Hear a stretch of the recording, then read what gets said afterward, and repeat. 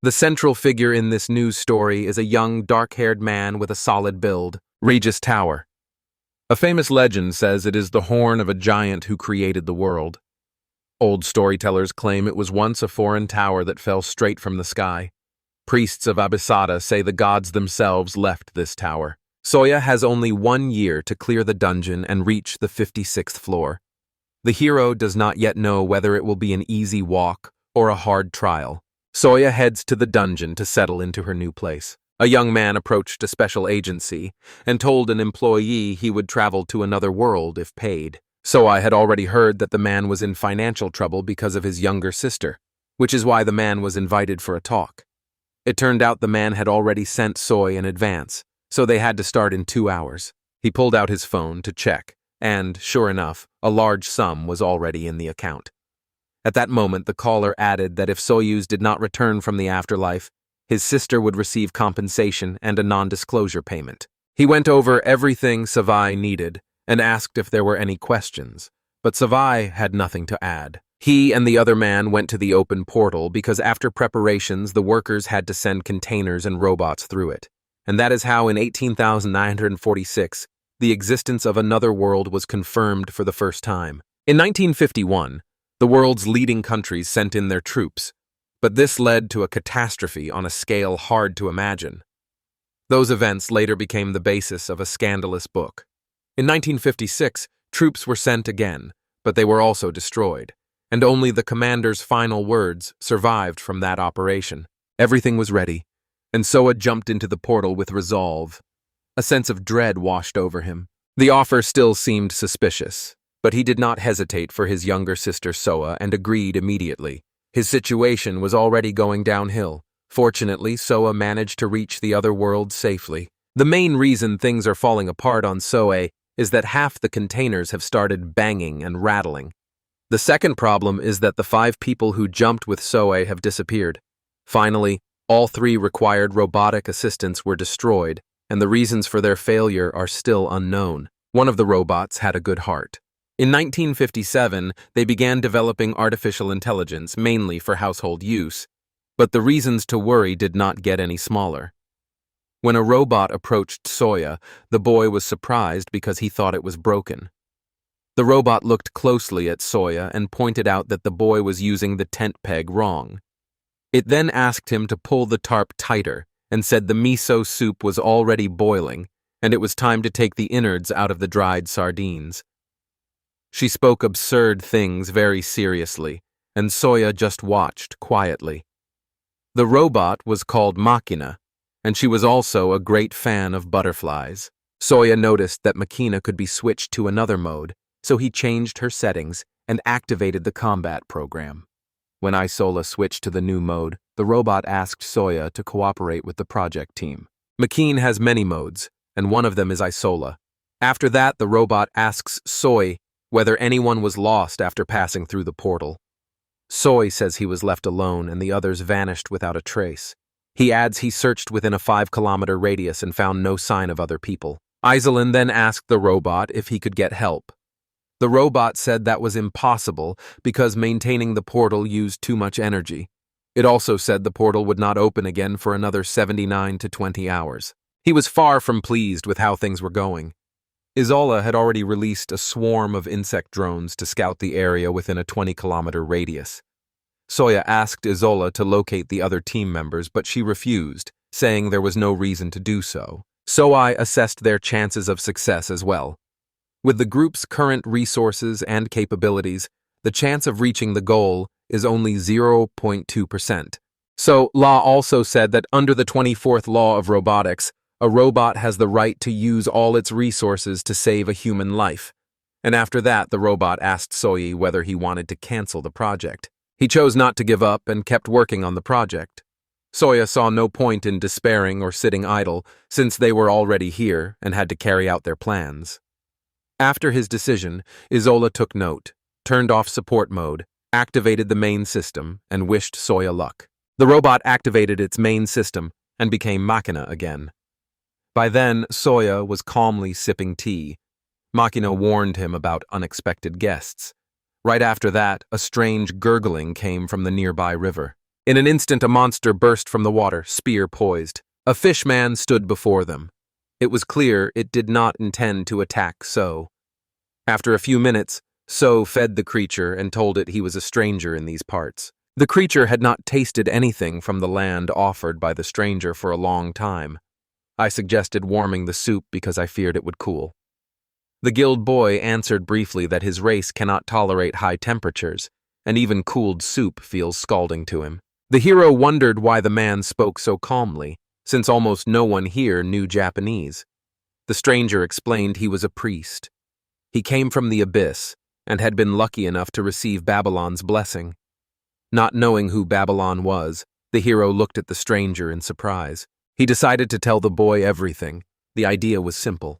In this world there is a god, and the priests asked him to give them the power to understand strangers. If someone thinks in a language, the priests can understand most words and reply in that same language. This discovery greatly impressed the hero. The hero asked if all the inhabitants of this world had that blessing. The priest said it was common, and that anyone who made a pact with God could receive the same gift. Soya realized that if others could understand him, he could find like-minded people and enter the dungeon with them. The stranger took the necklace off his neck and handed it to Soyu. Soya took the necklace after the priest explained that for followers of Grisnas, it is a special greeting. The priest warned that if Soya refused, they would become enemies at their next meeting. After weighing everything, Soya accepted the gift and decided to return the gesture. He rummaged through his things, found sunglasses, and briefly offered them to the priest. The priest picked up Soy's sunglasses and tried them on right away.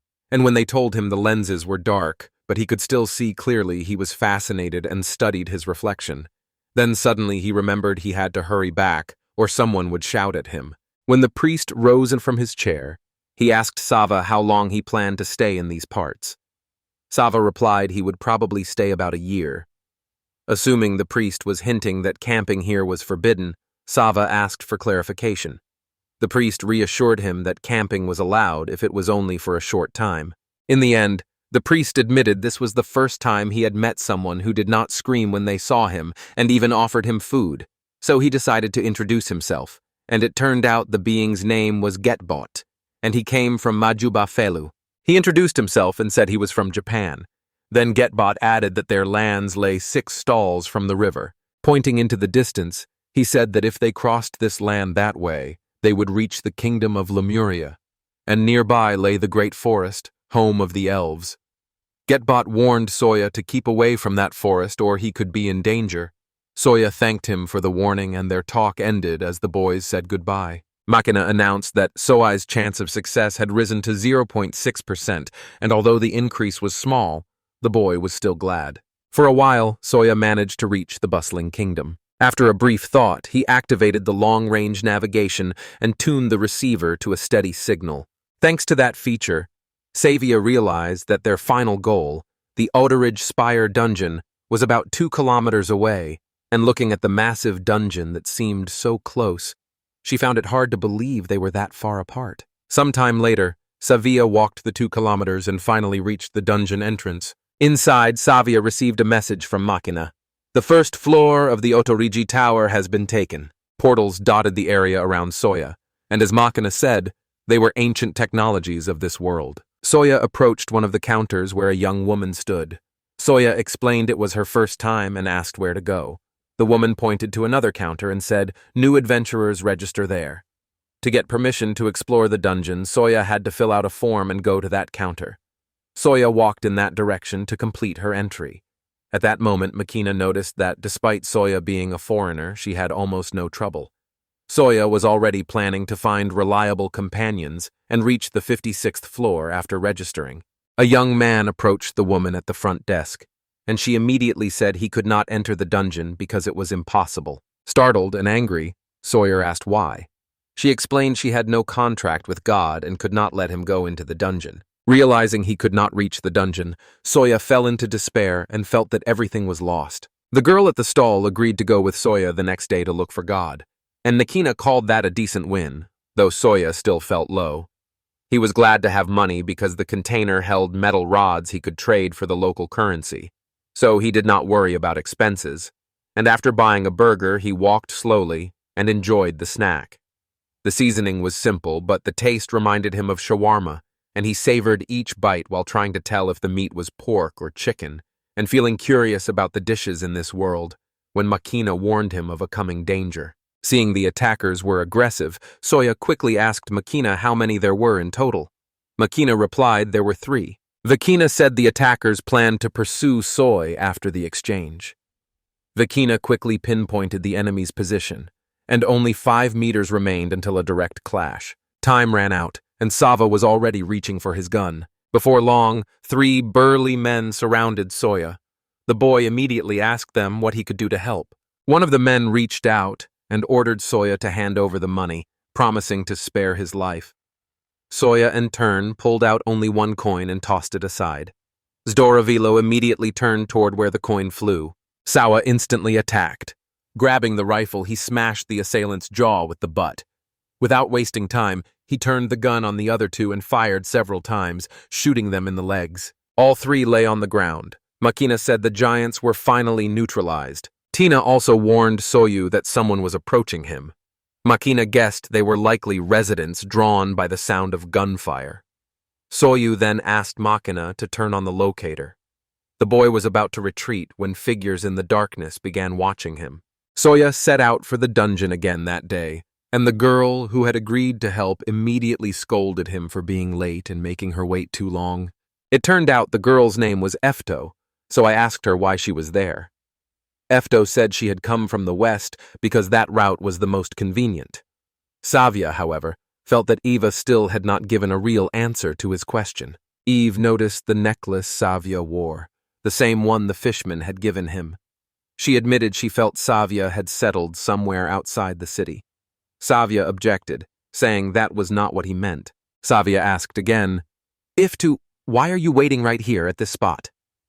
That question bothered him most. In the end, they agreed that Soya would visit Iv. Those words angered the girl. Insisting she had only been extremely nervous about her first job, she said she had gone for a short walk in the fresh air. For some reason, Soya felt guilty about what happened and apologized sincerely. After that, Soya immediately followed Ivto, and on the way, the boy asked if a foreigner could make a pact with God, and Ivto said it did not matter to God, and that such cases had happened before. They brought you here and assured you this was the best place for beginners. Vinical is the god of adventure who left many legends. Everyone was sure that if Soya signed a contract in this temple, he would gain access to the dungeon. Yet when he looked at the building, he doubted it was really a temple, because from the outside it looked more like a tavern. The veteran insisted it was a temple, even if people inside were just drinking. The heroes went inside and sat at the bar. Soya was sure it really was a tavern. But the veteran disagreed, saying the wind called Nicola trades the urge to become a new adventurer for a love of exploration. Fame becomes stories, and stories bring wonders. When their food arrived, Soya noticed how much the veteran ate, so the young man asked the girl to slow down a bit, and then asked how long she planned to keep pretending to be an adventurer. Now that she was a guild member, Evid apologized to Soya, and Soya wondered whether the veteran had really been an adventurer before, but never felt completely sure. A burly man behind the counter in this peculiar shrine stepped up to Soya and asked if he really wanted to be an adventurer. Soya replied confidently that it was his true wish. The man then offered a contract, and Soya gladly agreed, not expecting it to be so simple. At that moment, the young man introduced himself. His name was Rasta al-Razwa. After naming himself, Rasta spoke solemnly. "Adele of the Nikli wind, by the power given to me, may your compass always point the way to new adventures. Keep your heart unbroken until death. If you are ready to accept this, place your hand on the book and say your name." Soya followed Rasta's instructions, put his palm on the book and spoke his name clearly. A bright stream of light shot out of the book. That was the end. Rasta said it was impossible. Then Soya asked why. Turning to Soya, he asked if he had a dream. Soya answered hesitantly that he did. The giant asked whether that dream was real and could come true, and stressed that they only go on adventures with dreams that seem unreachable. God blesses those whose dreams make other gods only smile. Soya has no such dream. Frankly, he will not become a true adventurer, so he should seek God elsewhere. Hearing that, Soya felt sad. The giant noticed his mood and offered 1 gold coin to let the boy try again to make a contract with Nicola's Wind. But Soya asked Rast to stop. After Nicola Soya visited a few more temples, what did the boy do to achieve his goal? In the end, everyone refused him, and to Savia's great regret, it all ended in failure. He decided to apologize to her for his helplessness. She said she had truly wanted to help, but Savia did not blame Efta and believed the problem was entirely his fault. Avent crouched down and lowered her head, genuinely sorry that all their attempts with Savia had been in vain. Savia tried to cheer her by saying such things happen in life, and despite everything he wanted to invite Avent to dinner. She stood up immediately when invited, brushed the dust off and straightened her clothes. Deciding it would not hurt to try again, she thought it would be nice to meet again. She was even surprised at how quickly you had changed. Suddenly, Savia heard a voice. You forced the girl to hold her head in that spot. She is pregnant by you. Embarrassed, Savia turned sharply toward the source of the sound. At that moment, the voice spoke again. Stop staring, I'm right here. Looking down, he noticed it right away. Frozen with amazement, he heard the cat speak and could not wait to tell the vet. So I shouted to Event and looked at her. Event looked terrified. All she managed to say was that they should move lunch to tomorrow. The next day, she will meet that guy at the reception desk before So suspects anything. She might even run off, leaving So alone with a talking cat. The vet still did not understand what had happened. The cat, in turn, treated Ive only as a cowardly horned creature. Seeing Soya's confused look, Eve addressed him like a person. Soya turned to the cat and asked what had happened. The cat finally introduced herself as Miss Lanica and said she had seen Soya deal with the thugs and seemed ready to congratulate him. She claimed Soya would certainly be ruined, so only his death could set things right. Still, Miss Lanica decided to spare him and said it would be enough if he served her for the rest of her days. Not worried at all, he decided to rest because he had to get up early the next morning. A cat jumped onto Soya. Miss Lanica said she could save him, but Soya did not care because he only worried that she might damage his cloak. To simplify things, Miss Lanica promised to forgive Soya if he fed her. Her persistence annoyed him, so he walked away again. Miss Lanica tried to stop him and urged him not to hurry, but Soya did not look back, and in the end, Miss Lanica fell to the ground. Feeling guilty, he asked Miss Lanica if she was hungry, and she, lying lazily, said she had not eaten for about 15 years, which made Soya realize that leaving her here would mean she would simply die and he could not rest. So he offered to take Miss Lanica with him. In that instant, Miss Lanica sprang to her feet, and without hesitation, agreed to join Soy on the journey. The day's outcome for Soy was entirely predictable. The next day, Soya was in pleasant company. For Getbet, he prepared a dish called Jillo, seafood fried in oil. Since Getbet could not eat hot food, Soya cooled the dish for him. It turned out Getbet had come to Soya because he was invited. Soya thanked him for coming and apologized for serving seafood. The guest said he was impressed by Soya's people because his race does not use fire and rarely eats such food, so the meal was especially meaningful to him. While discussing Sowi's cooking, Getbet casually said the dish was barely worth 1 gold coin and he would just throw the rest away. Sawa asked what he found wrong with the silver and bronze coins. At that moment, the room filled with a rich, enticing aroma. After Shyness announced it, the cat ordered Soy to prepare food for her. Seeing the cat, Getbed took off his sunglasses and looked closely at Miss Lanica. Getbed then asked Soy what kind of cat that was. Soy introduced Miss Lanica and called her a rascal. Getbed was genuinely surprised because the cat spoke. Soya led Miss Lanik to her plate. Meanwhile, Getbed tried to remember where he had heard the name before. Miss Lanik sounded familiar. Aslianica stared angrily at her plate. When Sawyer said it was fish cut into small pieces, she frowned more because it annoyed her that he had not bothered to cook it well. But Sawyer shrugged and told Maslianica to simply not eat if she did not like it. And Maslianica replied that she did not mean that, while Hetbed strained to remember where he had heard Maslianica's name before and finally decided that thoughts do not come easily on a full stomach. The morning search for God failed. Afterward, Soya and Avit headed back to the so-called Temple of the Vanished Wind, planning to find something to eat.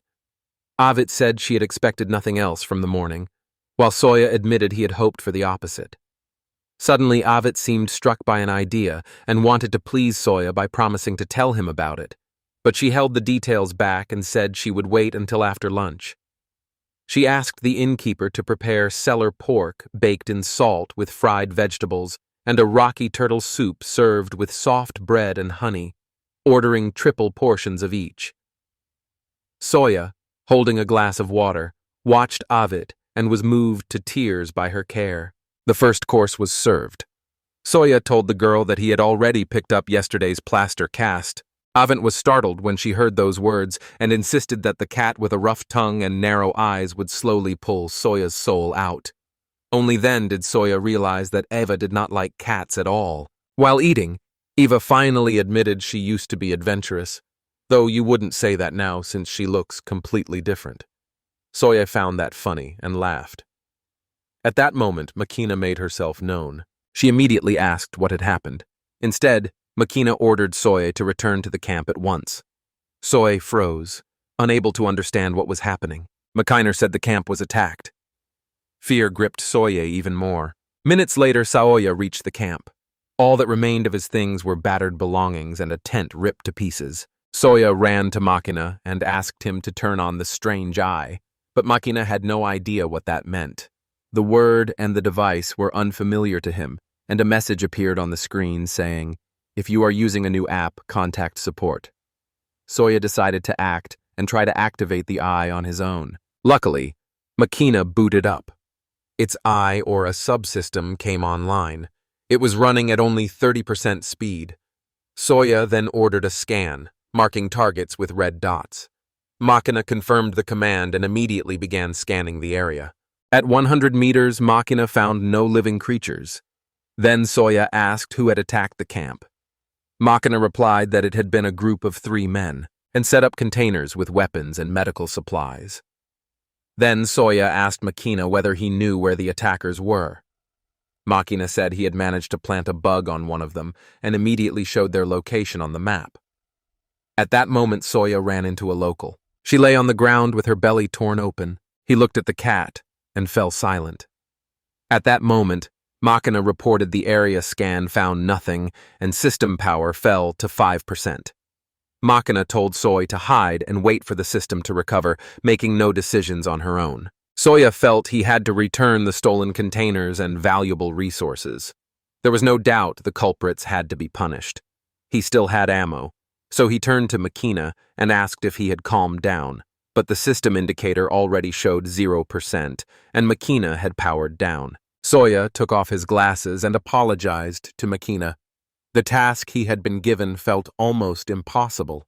That is why Soya entered the tavern and first slipped a coin through the bars to catch the adventurer's attention. Soya wasted no time and stormed into the tavern with his gun ready. The adventurers turned to the noisy guy, but Soya did not hesitate and immediately opened fire on the 2 thugs who had mocked him and destroyed his camp. Sava drew his pistol and shot the 3rd attacker, stopping him on the spot. A bullet tore through his leg, and the giant fell hard to the floor. Still, he kept his cool and reached for the sword at his side, but Sava fired again quickly, this time hitting his hand. Sava approached the ringleader, aimed a pistol at him, and calmly said he had a few questions. He let out a mocking laugh, glanced at Soya and said the stranger really had an impressive gun, then added reproachfully that Soya was too soft on adventurers. Soya took a hard chair blow to the head and fell to the floor. He could not understand how that scoundrel got up, slapped him, and calmly kept moving on since Soya had shot him earlier. At that moment, the young man Soya had shot in the arm raised his hand to show it. The gunshot wound began to close quickly before Soya's eyes. Avant-garde artists insisted these toys had no effect on them, but Soya could not believe his eyes when he saw it. He sent those adventurers away.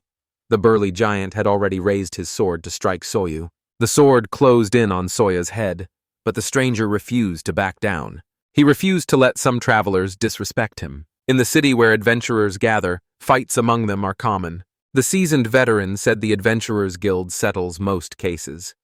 When a conflict involved an adventurer and a commoner, It was unclear who would resolve it. Soya handled the troublemakers alone, shackling them with a heavy chain, and was about to move on when he ran into two elven women. It turned out the two elves were sisters. The younger watched Soya with worry after seeing his serious wounds. The older stepped in to protect her sister and warned her not to go near the stranger. The man just asked the girls to show him where the police station was. The older sister was already about to refuse him. The older girl carefully explained the way to the boy, saying to go straight until he sees the tavern with the hunting horse sign and that the police station is right beside it. Meanwhile, the younger sister wanted to help Soya a little more, even though the older girl protested. Having only managed to thank the elves, Soya suddenly fainted. I woke up deep inside the cell from a loud argument. An angry veteran was upset by the police's strange behavior. At that moment, Sava, barely audible, called to Eva. She turned to her husband, gripped the bars tightly, and asked how he was feeling. He looked around, utterly confused about how he'd ended up in prison. A memory returned.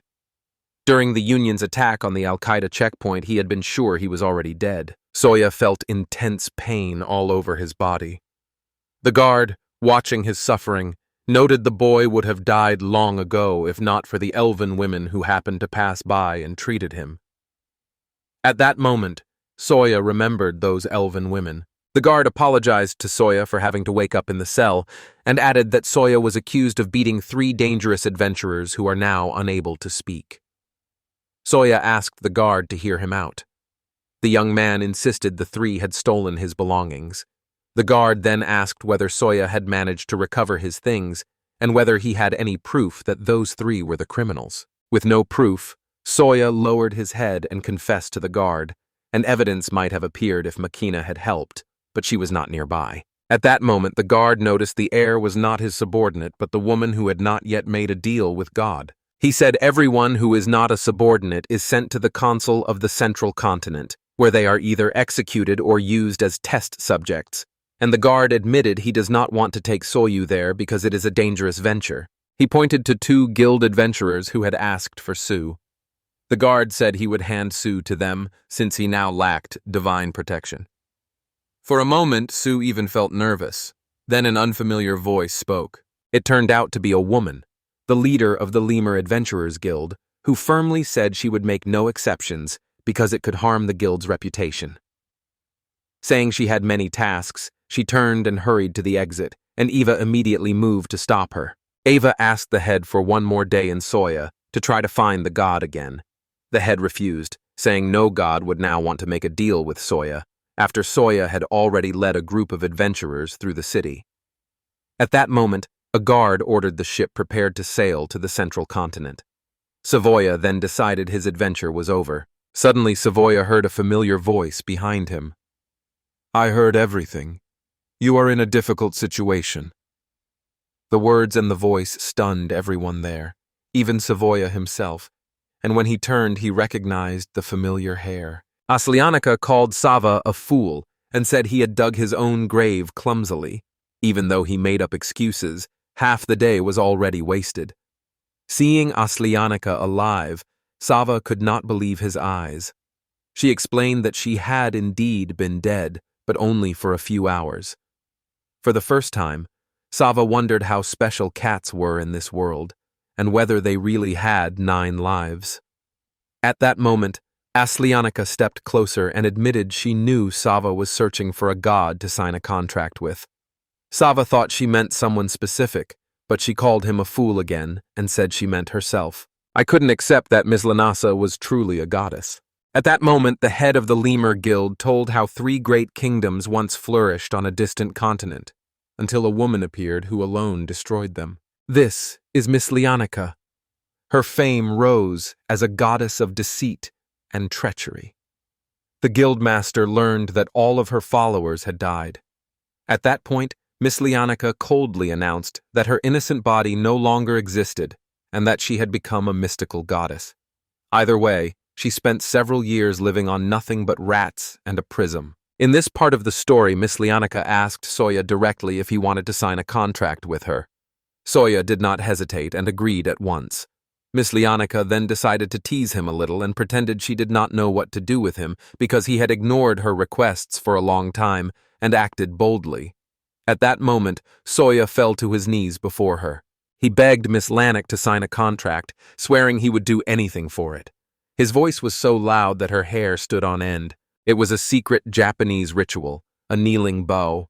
In the end, Miss Lanika asked Soyu to stop the display because she was already embarrassed for him. Soyu rose from his knees, pleased that his plan had worked. At that moment, Miss Lanika said she would follow all the knightly traditions of the ancient lands, asked Suya to kneel on his right knee, touch his right shoulder with his left hand, place his right palm on the ground and bow his head, and Suya obediently followed her orders, after which Miss Lanika sternly warned him not to raise his head until she said so. As darkness enveloped Soya, Miss Lanika's voice rang out. Answering, the representative of the tribe of darkness asked a question. "Become my sword that will fulfill all my desires. A sword without glory, soaked in blood and the unrest of the soul. Those who do not dare to oppose my will show their agreement by staying silent." Soya was silent. Slave of a slave of a slave, an endless chain of submission across generations, ultimately obeys only what is within reach. Take everything you were given and claim what you managed to steal. Swear your oath. He did not argue with my words. His silence confirmed their power. Answer that scoundrel Miss Leontizia with silence. Standing before you is a man with no sword, no faith, and no obedience. At that moment, Miss Leontizia appeared before Soya in human form. Whoever does not seek glory and has no dreams does not fear shame and becomes strong when circumstances demand it. You accepted my choice and my mistakes. You carry misfortune in your body, but do you accept only me? Your bones will become the ringing reproach of my guilt. Saying this, Miss Lanika leaned in close to Soyuz's face. At last, Miss Lanika whispered to Soyuz, "You're now in human form. Surrender yourself to me completely."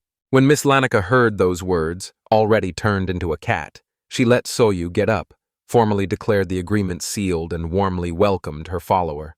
The guard who had watched everything and had seen Miss Lanika in her human form, unlike Soyu, was flustered because he found her appearance too charming. Soyu felt a little sad that she had not been able to see Miss Lanika's face. The guard then asked the boys to leave the room, saying that from now on it was only for adventurers, so Soyu was released safely. Miss Lanik and her companion stepped out of the car by the police post. Kid asked him what he planned to do with the containers. Sawyer replied that the signal had not disappeared, so the containers were still somewhere nearby. While Soya was in the shop, he asked those present to call the owner. The employees then asked, curious why he wanted to speak with the shop owner. He explained he wanted to buy back items from another world that had ended up in this shop, and the old woman and the young boy who had met Soyu were stunned. After a while, Soya sat on the couch across from the shop owner.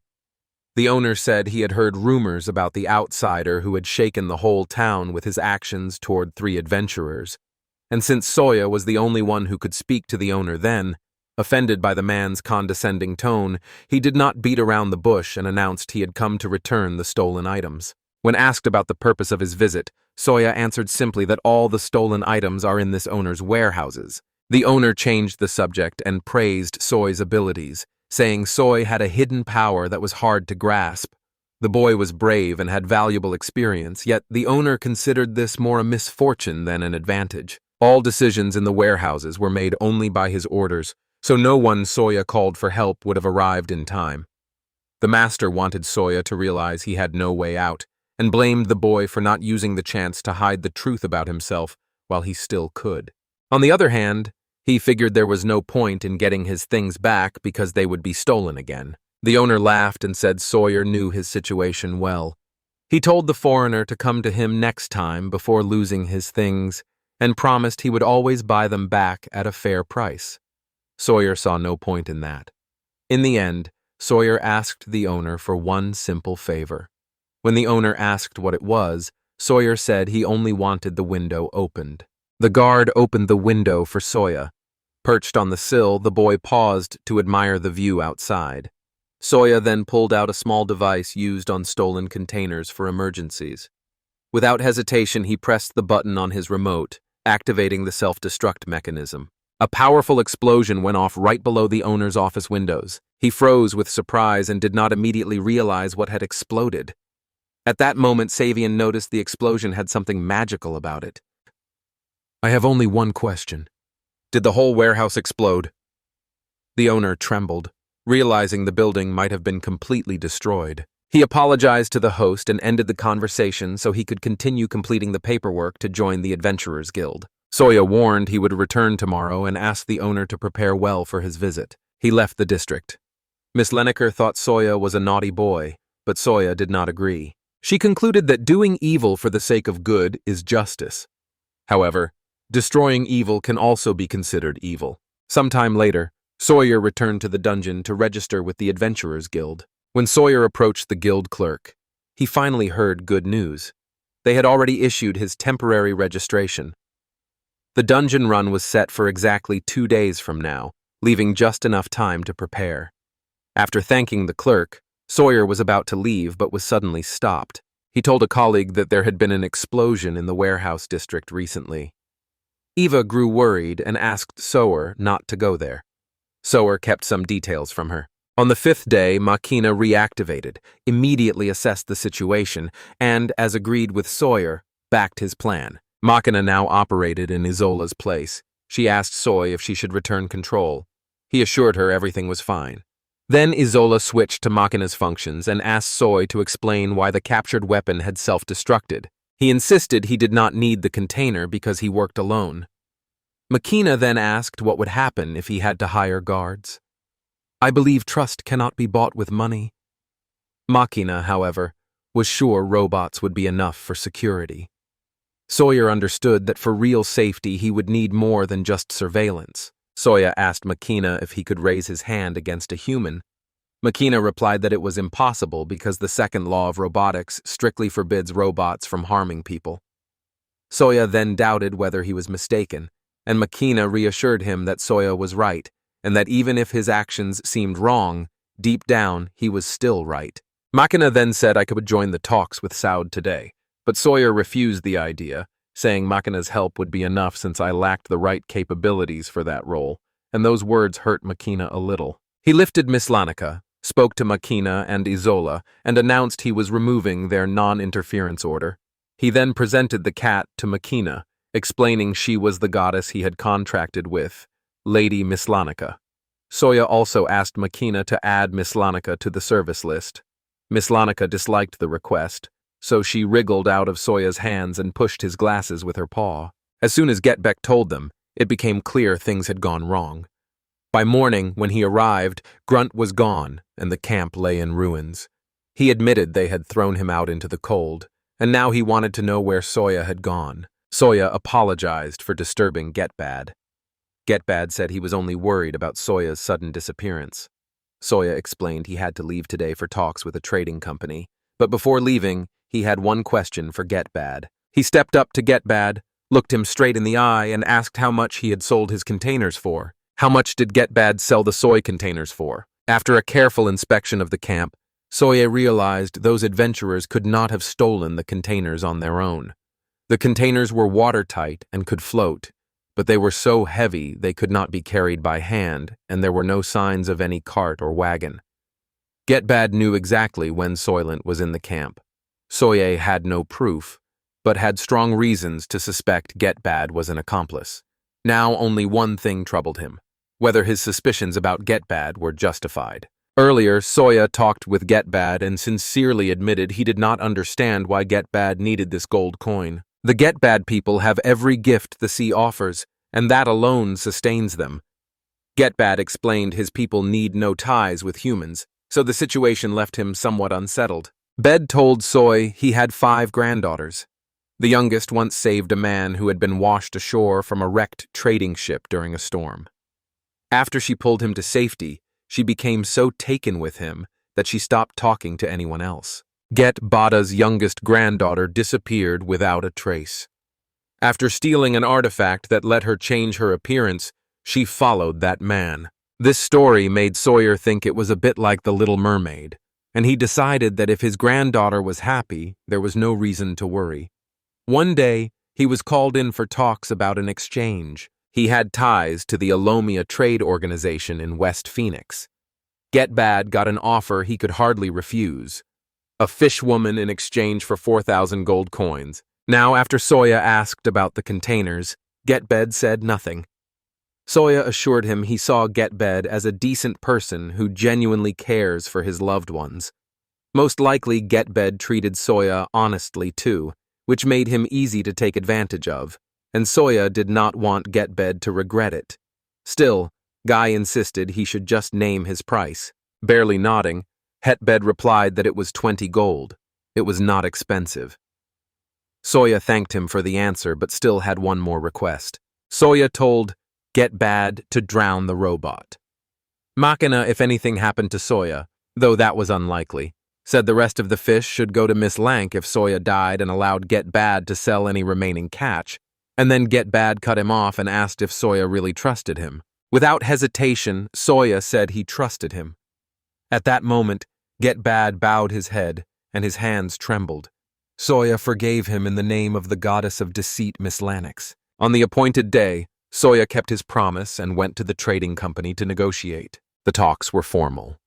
Two groups lined up facing each other. On one side stood Soya, head of the Lemur Guild, and the guard who had watched him while he was in the cage. Representatives of the trading company stood on the opposite side. The guard was slightly surprised to see Soya, since they had parted only recently. Soya told the guard he had already become an adventurer today. The guard doubted that the guildmaster really runs everything here. The guildmaster replied that it would have been much harder if an experienced veteran had gone in his place.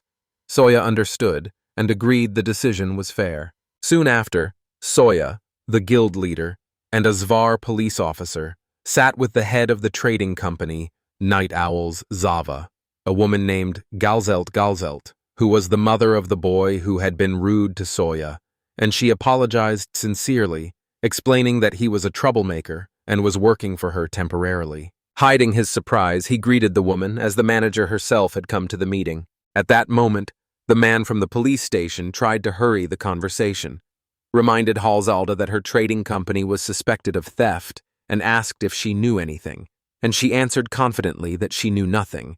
Then the officer asked if she had heard about the explosion at her warehouse yesterday. All this was caused by Soya. The items he stole had an explosive device attached. Gals Alda looked a little embarrassed and said she had handed Soya's Vessi to another trading company for safekeeping. The woman insisted she had no idea the items were stolen. When asked to name the company, Halseld declined, explaining she could not because it would undermine trust in her firm. She confirmed her trading company also suffered significant losses. The warehouse held many valuable items left by adventurers that had not been properly appraised. Employees of Zabi were injured in the explosion, and nearby warehouses of other firms were also damaged. It was announced that compensation for the Zackley company's spoiled goods, the inconvenience caused to other firms, and the warehouse workers' medical treatment would total 97.05 gold coins. Since one person could not afford that, the Adventurers Guild took responsibility for paying it. The guild leader's face darkened at that moment because she clearly did not like the news. He will call Soyuzir and ask what he plans to do with that money, since the amount equals the guild's annual budget. Soya calmly said everything was under control. Besides, it all happened before his official registration, so the young man can afford to pay any price and will get away with it. Then Sava turned to Hall Zelda and said that the destroyed items had been stolen, but the old hall was hiding the real culprit to avoid losing the company's trust. He insisted that Halsald compensate him for his losses and return what was found. Realizing a fair agreement was possible only with the help of higher powers, Halsald decided to turn to her god to reconcile the parties. Saying this, she took the goddess's feather from its hiding place, stood up, raised it solemnly, and began to pray. When he finished speaking, a beautiful bird appeared out of nowhere. Grabius immediately turned to Chief Zelda and asked why she had summoned the creature. I also asked Grabius to try to negotiate with the stranger. Casa Gravius decided not to delay and act at once, and first she asked Soya to give his name and the name of his goddess. Soya introduced himself and said he was a follower of Miss Lanica, and Gravius then asked if Miss Lanica was present, to which Soya replied that his goddess was now sunk in a sweet sleep. Taking off his glasses, he announced that someone else would lead the talks for the goddess today. And as he spoke, Soi's lenses glowed, and a small hologram that looked like a girl appeared before everyone. It was Machina, who introduced herself and said that in this world she exists as a spirit double. It was only Machina's hologram, not a spirit. Soga glanced at Galsald and noticed the woman still thought she could charge him. Galsald handed Gabiasi a sheet listing the damaged items and a hastily written report. Seeing the sheet with a total of 97.05 gold, he decided it was fair. Machina intervened and said the figures were wrong and that, with the latest market changes, the amount was 98 gold coins, 2 silver, and 6 copper coins. At that moment, the clerk turned to Soy and asked whether he had recently arrived in town. Meanwhile, Gabias asked Soy what he had noticed in the worker's gaze. It turned out the reflection was a metal insect. This outcome was expected, yet Grabasti managed to detect the insect drone, while Soya had already gathered all the necessary information. At that moment, Grabasti again said the price was fair, explaining that those who control money control people, and those who use abilities attract attention, and he saw nothing strange or wrong in that. Later, he turned to the elder Gola and asked if the sum of 98 gold, 2 silver and 6 copper suited her, and Paul Sold confirmed the amount fully suited him. At that moment, Savia handed Machina a list of his items. Machina read it carefully, and it listed 3 rifle scopes, 20 Kalashnikovs, and 8 units of 911S. Then Galzel interrupted to say she had heard from her son about a recent weapons appraisal Savia had done at the local exchange.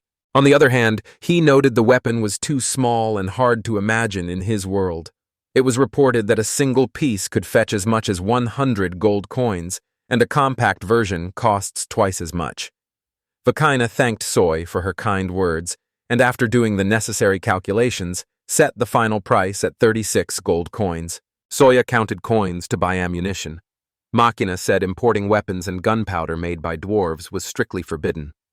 Galsald added that 6 months earlier, an accident during gunpowder production had led to a complete ban on its sale and distribution. The woman explained this was why they could not give an exact price. At that moment, Soya began pulling a pistol out of his pocket. A huge slab of meat suddenly appeared on the table. He hesitated only briefly. After asking everyone to cover their ears, he fired straight into a chunk of meat on the table. The shot stunned everyone present. McCainer quickly realized this was beyond their understanding and rushed to explain that his weapon used smokeless powder, which is similar to the local black powder but a different substance, so it is not covered by the ban. Gravius objected, saying it was just another kind of powder. Machina said they came to this world only to clear the dungeon, have no other plans for Soy, and are not going to start a war or recruit enemies. Recognize Soi's wisdom. He did not try to profit from trade, so Grevi did not insist on setting his own price for the gunpowder. Kenna began his inspection. Here are Miss Lanika's gold coins. They hold a little magic. These coins once circulated in a country that no longer exists. Now, every lost cartridge is valued at 1 such coin. Because no one understands how the magic works, that detail was left out of the calculations. Grabius considered the deal unfair, but Makino added that they had 2,580 rounds of 7.62 mm HZ caliber and 300 Azers left. At that moment, the child from the solar hall trembled all over. Kana continued his story, saying 1 Miss Lanica gold coin is worth 22 gold coins today, so the total comes to 63,360 gold coins. Point turns to Gravius and asks if he can interrupt them. Boards clearly annoyed the bird. The bird turned to Halsall to confirm she had understood correctly. The woman had insisted on starting the hearing and was now trying to interrupt the hearing.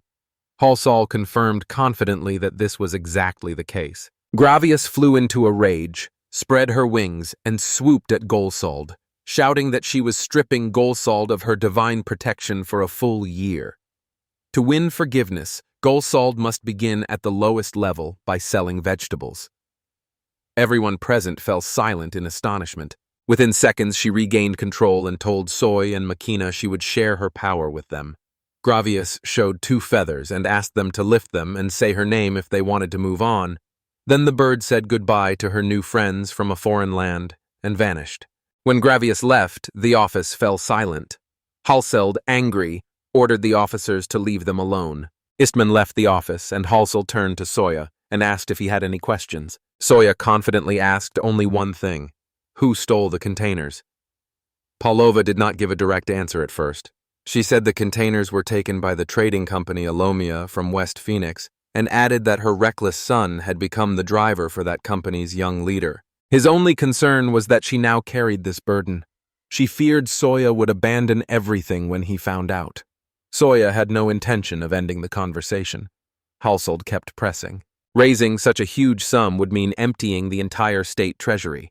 The woman said that even guild membership would not protect Soyu from enemies from merchant associations and pointed at him. Halseld pointed out he was just an ordinary adventurer. It could end with the royal family seizing all his property. They would simply kick him out of the kingdom. Galseld demanded that Soya stop his cheap threats and keep his head down if he objected to the deal. Those words enraged Soya.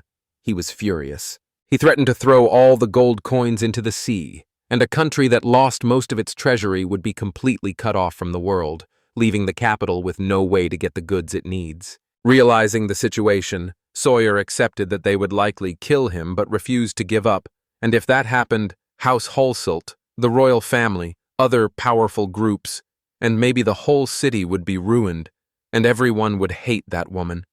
So he warned disaster would begin simply because Halselt had angered a foreigner, and he insisted the woman could not bear it. She would not survive a beggar's life or a starving death or rivers of blood, and he even threatened to shoot holes in Halselt's son's hands and feet, each bullet costing 22 gold coins. After giving all the warnings and explanations, Soya turned to the frightened Halseld and urged him to think it over carefully and give her an answer. And, trembling with fear, she finally gathered her courage and asked Soy if he wanted to know anything else. Soya asked the woman if she had ordered the adventurers to attack the camp.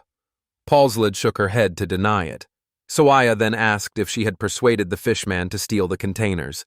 The woman quickly insisted she had not asked anyone and was only keeping the items. Savia finally ended the dispute, reminding the woman that she and her son still owed him, and warning that if they tried to flee, he would not hesitate to use the quill Gravius had given him. Honestly, the whole situation left him deeply disappointed. One shot decided everything. The next negotiations took a strange turn, so I shot the crystal ball. His face looked like someone who had just come out of a coma and remembered nothing, and the girl turned into a mermaid. Dreaming of getting legs to be near the man, she had her love taken by the artifact in exchange for the ability to walk. She returned the container of medical supplies. The series of mysterious events ended, remaining beyond the Compton Union's understanding. In 6 days, in another world, Savia packed all the weapons into a container. Machina was not sure this was the right choice. At least one weapon, Machina thought, should be kept, but Savia was determined to get rid of them all. However, the weapons could not take control of special abilities. As Machina noted, this could lead to war. Soil left the weapons container so he could get it. Het then promised he would definitely sink the weapons container to the very bottom. After saying goodbye to Soil, he set off to carry out his plan. He was about to return to his usual tasks when his legs gave out and his whole body began to tremble. Skosheny immediately ran over to help and asked, concerned, what had happened. Holding his head, Sayo said he had just suddenly relaxed. Makina noticed it had already been 6 days since Saya arrived in another world. In that time, he had hardly slept. Concerned, Makina said this was dangerous for his health because he needed sleep. She advised Saya to eat and finally rest. Taking her advice, Saya decided to cook dinner himself. Soya and Shianika insisted that Saya finally rest and go to bed. When he still hesitated after dinner, Miss Lianika threatened him firmly, forcing him to go to bed. Tucked under the blanket, he slept soundly, lost in a winter slumber. Suddenly, someone's hand gently touched his cheek. Day 7 in the new world. Soya set out for the dungeon again. This time, a real adventure awaited him. On the way, he met Efta, who immediately said good morning. He returned the greeting. Efta pointed out it was still very early, but said you should always take care of something important before any trip. While Soya was still fast asleep, Makina unexpectedly woke him by blasting loud music at full volume. The veterinarian handed Soy the guild equipment. Confident it held what she needed, she opened it and looked inside. Noticing a few bottles, she asked Steve what they were. She asked Soy for a bit of his hair or a fingernail, and he agreed, letting the girl cut a single hair from his head. On the other hand, Soy noted that wearing the regeneration ribbon was optional, but people usually hung it in a visible place so comrades could see it. At that moment he realized it was the same ribbon and without hesitation put it around his neck. Meanwhile, Evet opened some book. She began to speak mysterious words, invoking the lost Ifta, following the Nickly wind, in the name of Lemuria, and by a seagull's wing grant this journey a part of your last miracle. Life wisdom makes this possible. Faith releases God's hand and allows a demon's hand to enter. Faith changes the protection that surrounds human life. Taylor's person, Eiffel reconsidered her words and then hit Soy hard on the head, after which she immediately apologized, saying she did not mean to hurt him so much, and Soy stayed stunned and wished she would be more restrained next time. The veterinarian asked Soya to shake the regeneration strip vigorously until colors appeared. Soya carried out the task diligently. The young man saw the colors appear on the strip with his own eyes. The intrigued veterinarian studied the regenerative strip closely, and the young woman could now say with confidence that it had worked. When the girl asked Savia to look closely at the stripe, she explained that red means inner magical power and blue means outer magic. Inner magic lets Savia restore her body, but regeneration is limited by how much of that power she has. With it, Savia can heal a severed arm or leg and restore organs after serious wounds. At that moment, Savia finally understood why his head didn't hurt after the veteran's powerful blow. Recalling 3 adventurers with the same incredible strength and the veteran's warning not to rely on regeneration too much because if his head were cut off, there would be no saving him. This ability does not protect Soyu from poisons or parasites. If he does not notice his internal magical reserve running out, he can suffer fatal injuries. External magical energy is what allows Soyu to use magic. A veterinarian also wanted to test whether Soyu could become a mage. At that moment, Soyu wondered whether he had a strong ability to regenerate. Yvette thought for a moment, recalled their training, and said his regeneration speed was the same as the puppies, so Soyu ended up with the same rank as the puppies. The commander was a middle-aged man with an eye patch who led the Hemomedum race and was named Hayaku. He announced that training code-named 2402 was starting for novice adventurers. Who will be the mentor for Soya, another boy, and 3 girls? Sawyer finally realized the Heims were ordinary people, nothing special, and that was why the boys had been deliberately split by race.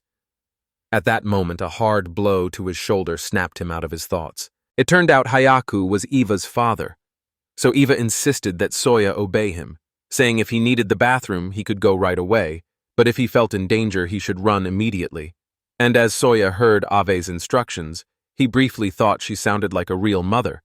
Then Eva's father came up to his daughter, pointed at Soya, and asked if he was the same foreigner. She confirmed that Soya really was a foreigner and asked her father to take care of the boy. Soya was annoyed that Eva had made him a laughingstock in front of everyone, and now everyone present was staring at him. Hake also felt upset by the new tension in the air, but he was glad the others at least felt fine. The first thing he said was that everything that would happen next would be a true adventure for him. Payakudu called him a good friend and even named his group after him. The adventuring group, led by Hayaku, entered the dungeon, and at one point a girl in their company approached Soya and asked about his relationship with the sister known for her loose reputation, meaning the veterinarian, and Soya told her not to invent things and said his ties to Ivta were only those of a traveler and a mentor.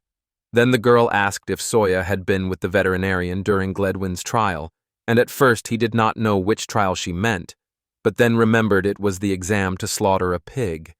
The only thing he clearly recalled from that time was how unusually tough the pig was, and another girl joined the conversation to complain that her spear could not even pierce that pig's hide. Chianka easily killed the beast with her spear and even signed a contract with Gladwin, leaving the blonde boy in the group stunned and angry at what the others had said about her. And it turned out Shunka was the girl who had first approached Soy, so she tried to steer the talk toward the vet, but then a girl in a hat came up and asked if Shunka knew Hansa, a name she seemed to hear for the first time. The girl in the hat said female dungeon monsters are often enslaved, despite not being dangerous, and are frequently mistaken for beast folk, because the only difference is horns. And she warned her companions to stay on guard since an encounter with an adult Hansa can end badly because such a creature can tear a person to pieces. People said the young Ganza could be sold for profit, so a confident adventurer could train her and make her a top fighter, or even a prostitute. At that moment, Hayaku overheard the men's talk and realized the girl in the hat meant his daughter Gavit, so he immediately declared that Gavit belonged to the king of Lemuria. Known for many accomplishments as an adventurer, Hayaku warned that if the hatmaker did not stop mocking, he would deal with her himself. The girl understood he was serious and apologized to Hayaku. Within minutes, the group reached the dungeon's second floor. This is a dungeon, but if everyone stays together, nothing dangerous will happen. Before leaving the dungeon, each person must bathe in the spring to avoid bringing disease into the city. At last, the group reached the third floor, where the defeated monsters still lay, creating a new problem for them. Lighting the darkness with a lantern, he began to explore the fourth floor from here, revealing the true nature of the dungeon. Then Hayaku spoke to Soy. Hayaku handed Soy the map and said everything was now under his command. Soy's task was to bring the team to the fifth floor, while Hayaku would wait downstairs. Soy hadn't even had time to react and immediately asked for details. A gust of wind swept Hayaku away. Meanwhile, Soya looked for a leader among the group, opened the map, and asked if anyone would take charge. A blonde approached and asked for the map. Soya gave him the map, trusting his resolve. One of the boys took the map, looked it over, and confidently pointed where he thought they should go, but Soya stopped him and pointed out the map was upside down in his hands. Laughing, he apologized to the guys, saying he had never seen the dungeon map before. Hearing this, Soya took full responsibility and first asked Isola to upload the map and put together a detailed guide. The boy realized there was no answer, though he couldn't understand why. Just then, danger caught up with their group, and a giant, eerie bird and a large predator appeared behind them. The boy, with a single lock of hair, spotted the monster and rushed to protect Sovia, lunging at the bird without hesitation and striking it, while Shunka joined the fight and quickly drew her sword. Shunka swung her sword at the monster, but it was not enough. The powerful bird held its ground. Two other girls joined the fight to help. The monster lay roasted and pierced by a spear. Grunt watched the scene, still not understanding what was happening. She was the first to recognize the creature they had met, the monster called Chi-Chi, and noticed her companions' faces go into funny expressions when Chi-Chi suddenly jumped out in front of them. The bird was large and had plenty of meat. The hatter paused briefly, then the blonde asked if she would eat the prey. She didn't even try to deny it. Chi-Chi's meat, she said, was really tasty, easy to season, and topped with eggs. Also, a full 30% of the city's food comes from the dungeon. The blonde knight admitted he had never thought about where his food came from. The hatter concluded the blonde was probably from a noble family. He could have pointed out that his family did not belong to the upper circles and had nothing to boast about. At that moment, Savia turned to Shanks. It turned out the boy wanted to know how strong the monster Chi-Chi was. Shionka did not rush to answer Savia, and instead asked why he wanted that information. Savia had noticed Shionka moved like she had fought monsters before, even though everyone here was new to dealing with them.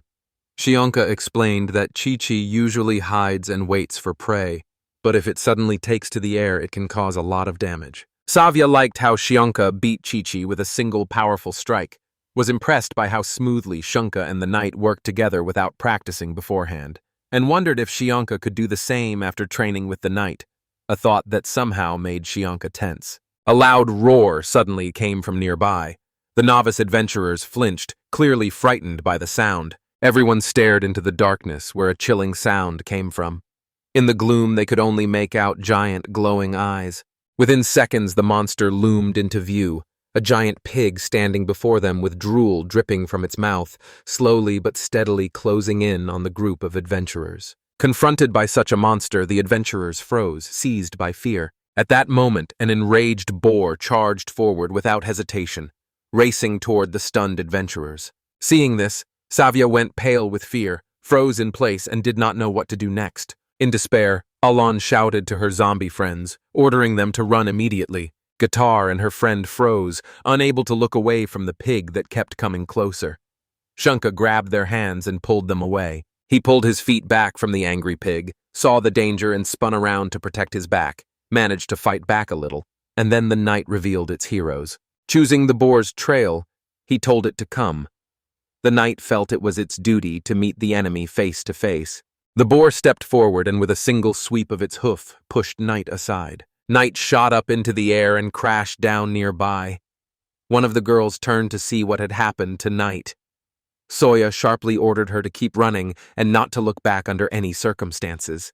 They had no idea what kind of creature had attacked them or what it ate to grow so large, and at that moment, Soya shouted to Shanka and signaled her to turn, but the monster was already right on them. So Soya gave a short order to sprint forward and keep running without stopping. Eventually, they turned the corner with the short-haired girl. She was very frightened and cautiously asked Soya what he had planned. Soya said they needed to get away from the others for his plan to work. At that moment, the girl turned sharply, her hand gripping the spear, and began whispering strange names.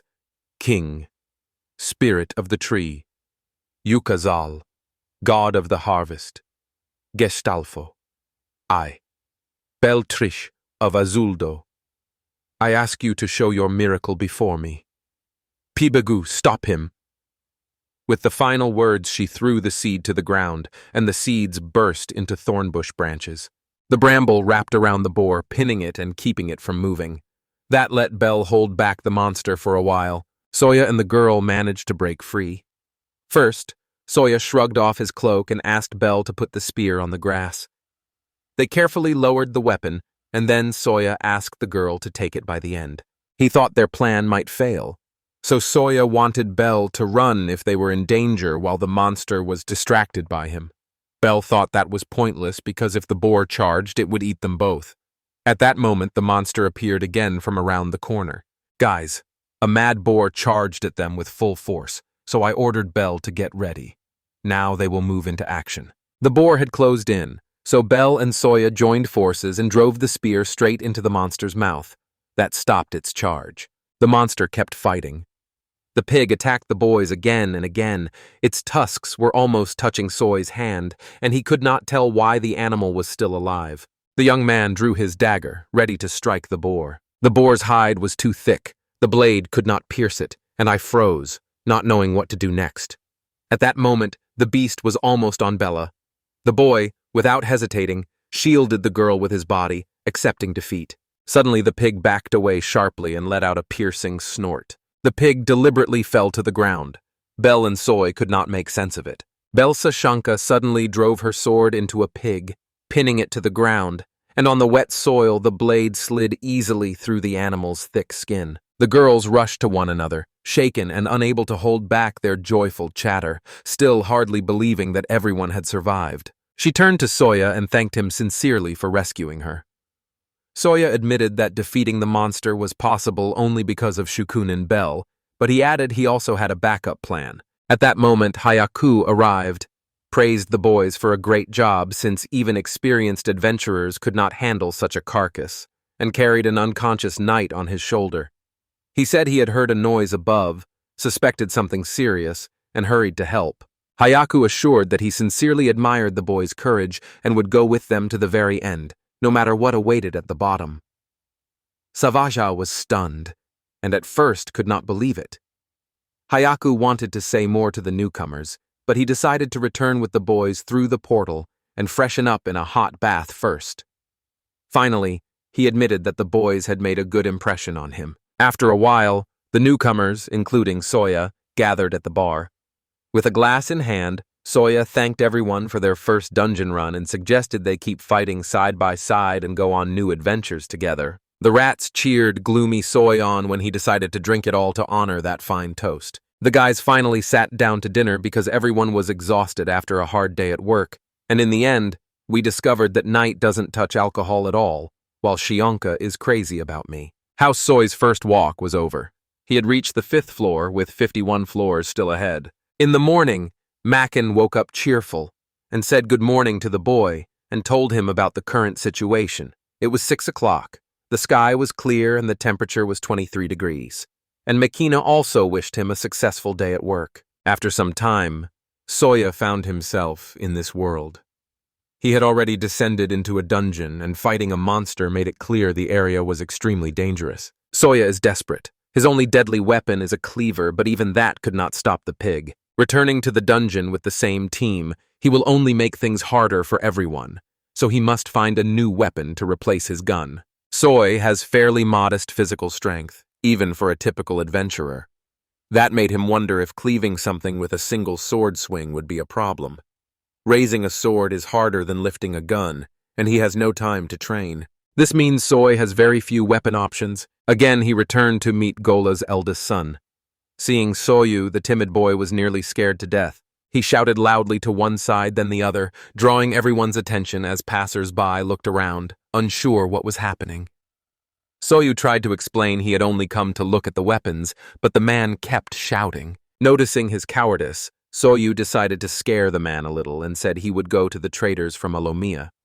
Hearing this, the frightened seller immediately calmed down. Soya explained his behavior, admitting he just couldn't stop himself, and added that he had come to inspect the crossbows. The merchant noted crossbows are very popular with adventurers now, but Soya paid it no mind. He always went into a separate room whose walls were completely covered with crossbows. For some time, Sawa tried to load the crossbow but never succeeded, and he did not understand why and even thought the weapon was broken. But the merchant who also tried it convinced him it was simply impossible because the crossbow was in perfect working order. He gave the blonde shopkeeper an annoyed look to make it clear he was irritated, and the shopkeeper called someone by name. At that moment, a burly man appeared behind Soyak. Despite his gigantic size, Uff was remarkably calm. The merchant asked him to cock the crossbow. Without a word, he took the weapon and easily drew the string. Soya stood frozen in amazement. At that moment, someone asked Soya if he liked adventures, and he replied confidently that he was indeed an adventurer. A blond man interrupted and insisted Soya was only an ordinary shopper. Bufin added that Soya could not handle monsters even with a crossbow, saying it would not harm small ones, would miss larger beasts, took too long to reload, and was expensive. Soya fell silent and considered their words. Ufuf advised Soya to choose a bow at that price, and said that while it is not the most powerful weapon in the dungeon, it has its advantages, and adventurers who underestimate the bow soon cause trouble for others. So Ufuf told Soya to stick with a bow if he can stay out of danger. Elven bows are excellent, but beast people cannot handle the string, while cheetahs handle them carefully and can manage them. Just then, Soya asked Daff if he was an adventurer. As it turned out, he was, but for now he was guarding the shopkeeper. Then Sawyer realized where Uff knew all this, so he followed Uff's advice, chose the bow Uff recommended, and asked for help picking arrows. Uff explained that light arrows would not work here and heavier ones were much easier to find, so he advised Sawyer to take the key arrows. Sawyer took the advice and chose them while the blonde watched the boys in surprise because Uff did not even work in the shop. Sawyer shoved the blonde aside so he could count the purchases out of the way. Arrows, arrowheads, and shafts, 20 of each. He noted he would need a quiver. The blonde replied calmly that the quiver was already included in the set. Deep in thought, he turned back to Ufa and, wanting to ask the giant a question, placed a coin in the giant's hand. Soe wanted to know if Uff knew anyone who could quickly teach him to shoot. Uff clenched the coin tightly in his hand. He said he knew the true master of the craft, and after finishing his shopping, Soya went straight to him. Nikan offered his help, but Soya insisted he could manage alone, since deep down he thought there were enough adventure seekers in the world, and it was unwise to rely entirely on artificial intelligence. So he knew he had to trust his own strength and mind more, and train them every day, and having wandered for several hours near the wall without a clear purpose in the vast territory, Soya finally decided to ask for help.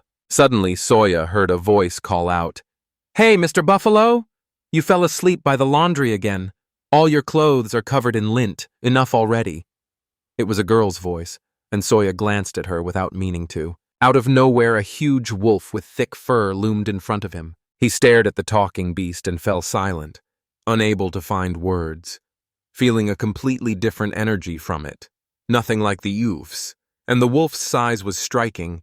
At that moment, the woman who had protested loudly offered Buffalo a place on the floor if he wanted, and Soya asked her if Buffalo was something like a god. So Buffalo looked at Soya intently. Buffalo turned to So and asked if he had heard anything about Buffalo's purity. So, the northern hero, stood trembling with fear, unable to find words to answer. Buffalo then noticed So was clearly a stranger in these parts. The wolf asked the boy where he had come from. At that moment, So only smelled the acrid scent coming from Buffalo. At that very moment, the 10th Soyu was rescued by a girl who had also appeared out of nowhere. The girl with tail-like ears held a large sack, and a beast person indignantly asked Buffalo if he intended to pay the bill. Buffalo was annoyed because the same girl had earlier taken all his gear. Sneering, the girl shoved the sack and loudly said it was only junk not worth a copper coin. She laughed loudly and said human gear doesn't compare to what they make in Rokins. Those trinket sellers don't even know the real value of their wares. At that moment, Soy asked Buffalo whether he was an adventurer, and Buffalo confirmed that he truly was. He replied briefly that he was a vampire hunter from the fallen capital of the first continent, Neomaya. His name was Buffalo Roking. The girl with ears told Soy that Buffalo was once mistaken for a monster and attacked. He waved his hand and let the attacker fall. The attacker only had minor injuries and fainted immediately. After that, Buffalo was reprimanded by the guild leader. Every time Buffalo remembered the guild leader's expression in that moment, he wanted to laugh through tears. And watching him, Soya suddenly realized she saw her goddess Miss Lana in him. For Buffalo is a true hero who, despite constant trials and deadly danger, never loses courage and always keeps his dignity. Soja finally came to, showed Buffalo and the girl with ears a shiny, magical Acoin coin, and asked them to guide him because they knew the area, and when they saw the tempting coin, they opened their mouths in surprise. Meanwhile, Soya wandered down an empty, unfamiliar street. From time to time, beast folk or elves ran past him, and on the sidewalks, homeless people huddled out in the open. So Soya wandered these abandoned streets until she finally found what she was looking for. They were the same two elves who had once saved his life. Both slept peacefully on a log. Only 2 words escaped him. The moment he spoke, one of the elves woke and was already holding a drawn bow with an arrow aimed at him. She ordered the boy not to move, or he would die. At that moment, the other elf woke up and asked her sister Ella to stop it. The boy, who had been frightened at first, finally exhaled with relief. The young man decided to thank the elf sisters for saving him, and realized he would likely have died without their help. Wanting to repay them, Sava offered a small pouch as a gift, but the eldest sister reassured him it was unnecessary, explaining she could not leave a person with such injuries to die, and that she had healed Sava out of goodwill and sincere compassion. So I failed to persuade both girls. Introducing himself to the elven girls, he said he was a traveler who had recently returned from abroad. The girls also decided to introduce themselves. The elder sister is Laura Halls, an experienced adventurer. Her younger sister is Alice. Luna asked Ella to greet Soya, but Ella thought Soya was a chemist and refused. Then Luna threatened her sister with anger over her behavior. Once Ella understood everything, she no longer objected. Laura Halls stepped forward proudly to introduce herself to Soya and warned him that if he dared call her by name, he would immediately get an arrow between the eyes. Soya did not hesitate and went straight to the reason for his visit. Soya explained he was looking for an archery mentor, having heard that elven women were true masters, so he had come to ask them to take him as a pupil and was ready to pay well for lessons. Without hesitation, she said firmly that she would not teach the chemist under any circumstances. Soy's elven bow also caught her eye. The girl thought Soy might have taken it from a corpse or simply stolen it. At that moment, Laurelyn sternly silenced her sister. The arguments continued.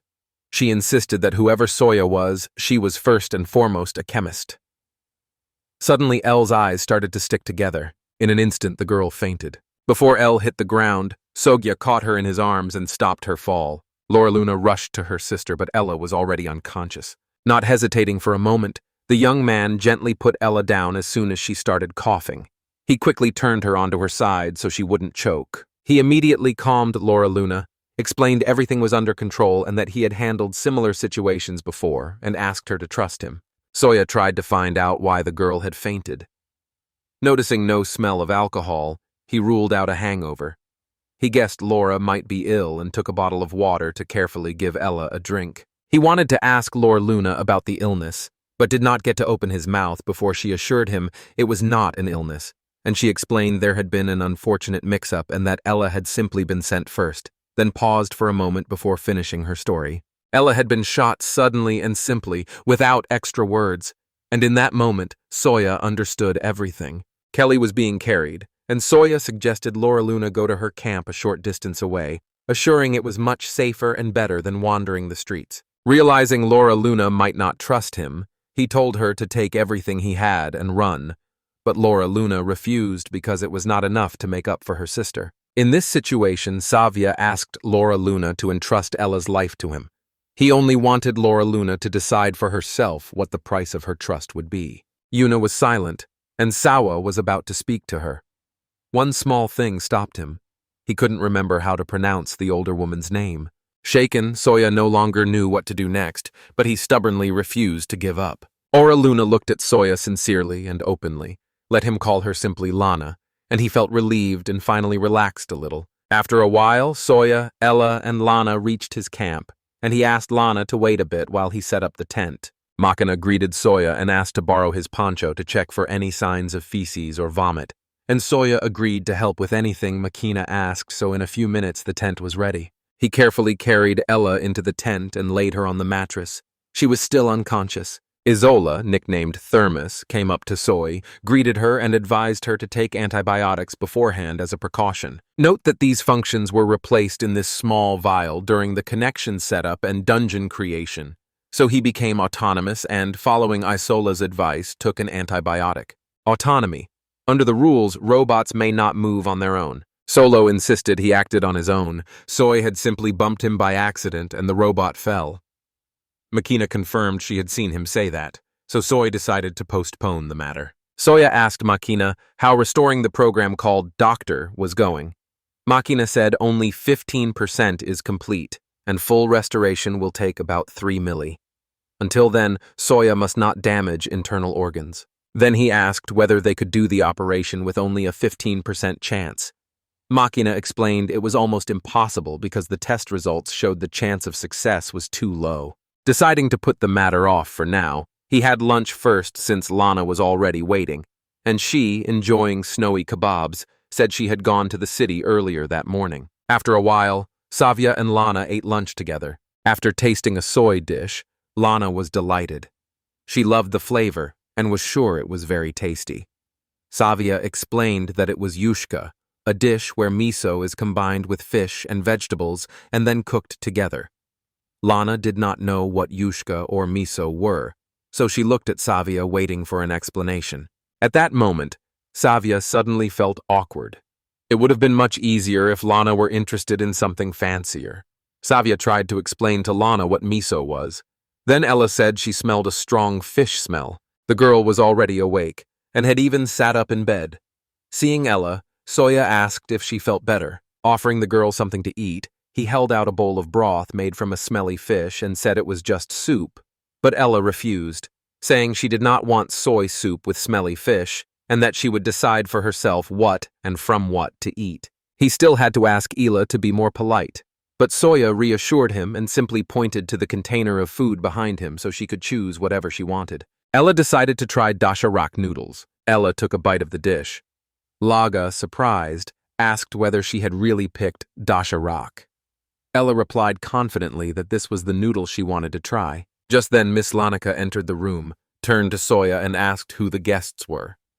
Soya said he had invited the girls to help him with archery training. Hearing that, Miss Lanica immediately realized these were no ordinary girls, and that one of them was very special. since she herself wielded the power of dark flame. Monica told the guests she considers Soe family because of a special bond. The cat greeted the girls too, calling them and singing elven girls. And Lana introduced herself and her younger sister, who silently stared into the distance, as if her gaze could burn whatever it fell on. Soy told the elven women that a fisherman had temporarily let him use the land, so they could be alone in nature and forget the city's bustle. Lana thanked him for the chance.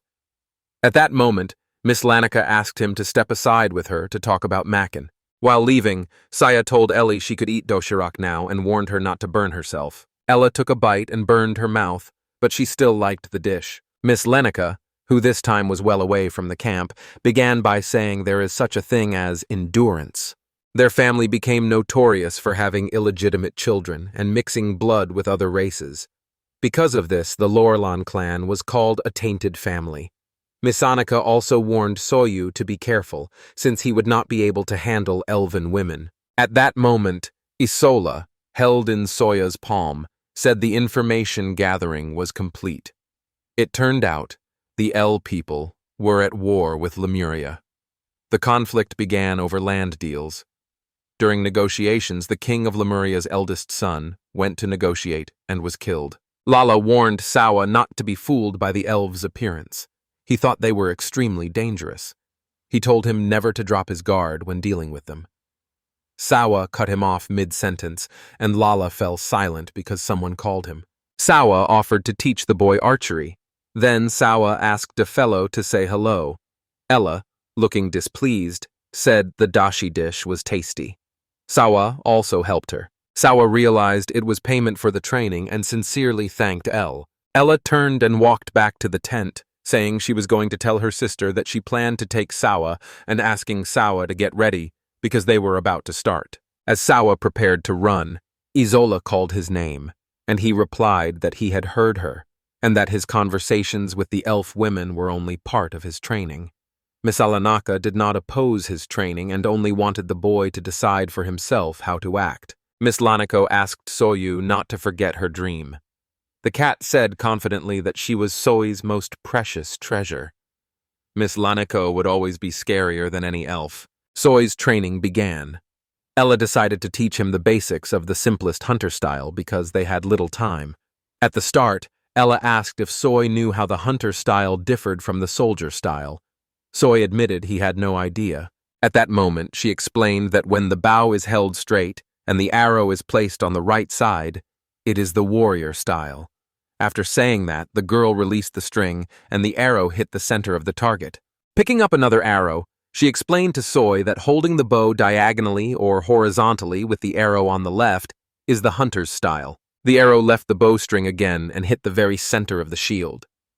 Then the girl asked whether Soya had understood, and the boy answered uncertainly that, as he understood it, the warrior style lets you prepare an arrow faster but makes aiming harder, while the hunting style is the opposite.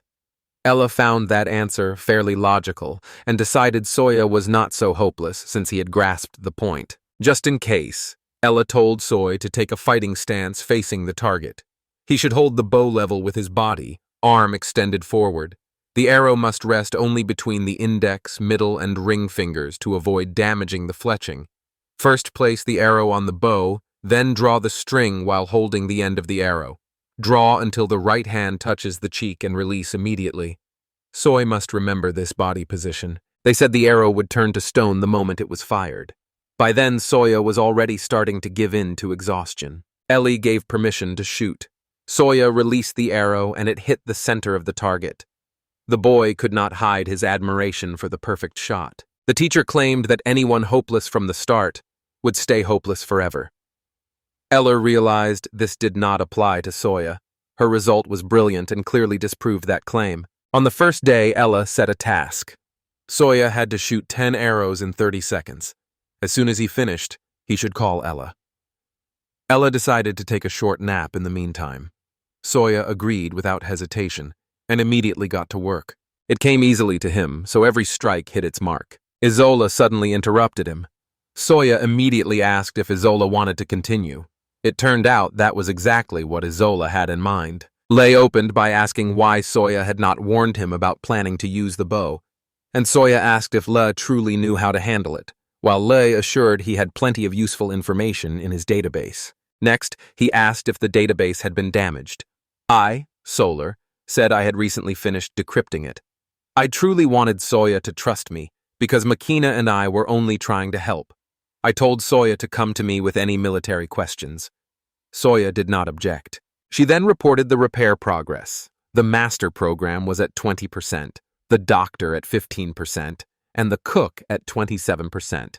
Isola asked which program Soya wanted to prioritize, and Soya chose the cook. Isola wondered if Soya really doubted his ability to cook a full meal on his own, and Soya admitted he felt unsure because he quickly uses up supplies and hardly knows any recipes, but Isola reassured him he was worrying needlessly, saying he wastes too many kitchen resources and there are plenty of ingredients when calories are needed. Believing this to be critically important, Soya was sure the cook would be favored, but Isolar answered unexpectedly, speaking to Etel in strange terms and calling Soya pitiful, which left him so stunned he stopped working for a moment and stared at Isol. Makina arrived to replace Isola, saying Isola had been temporarily disconnected, apologizing for her recent emotional outburst and noting that the vomit analysis on the poncho was already complete. No signs of infection were found in the vomit. The blood test results were above normal. Soye then asked whether that meant the bullet still remained in the body of his soul. Mahina confirmed he was right. They discovered Ella's life would be at risk unless the bullet was removed immediately. If Ella was treated, Lana could invite Soya to join the team, so Soya decided to use the unrestored program. Soya wanted to be sure that foreign treatment would not harm the elf woman.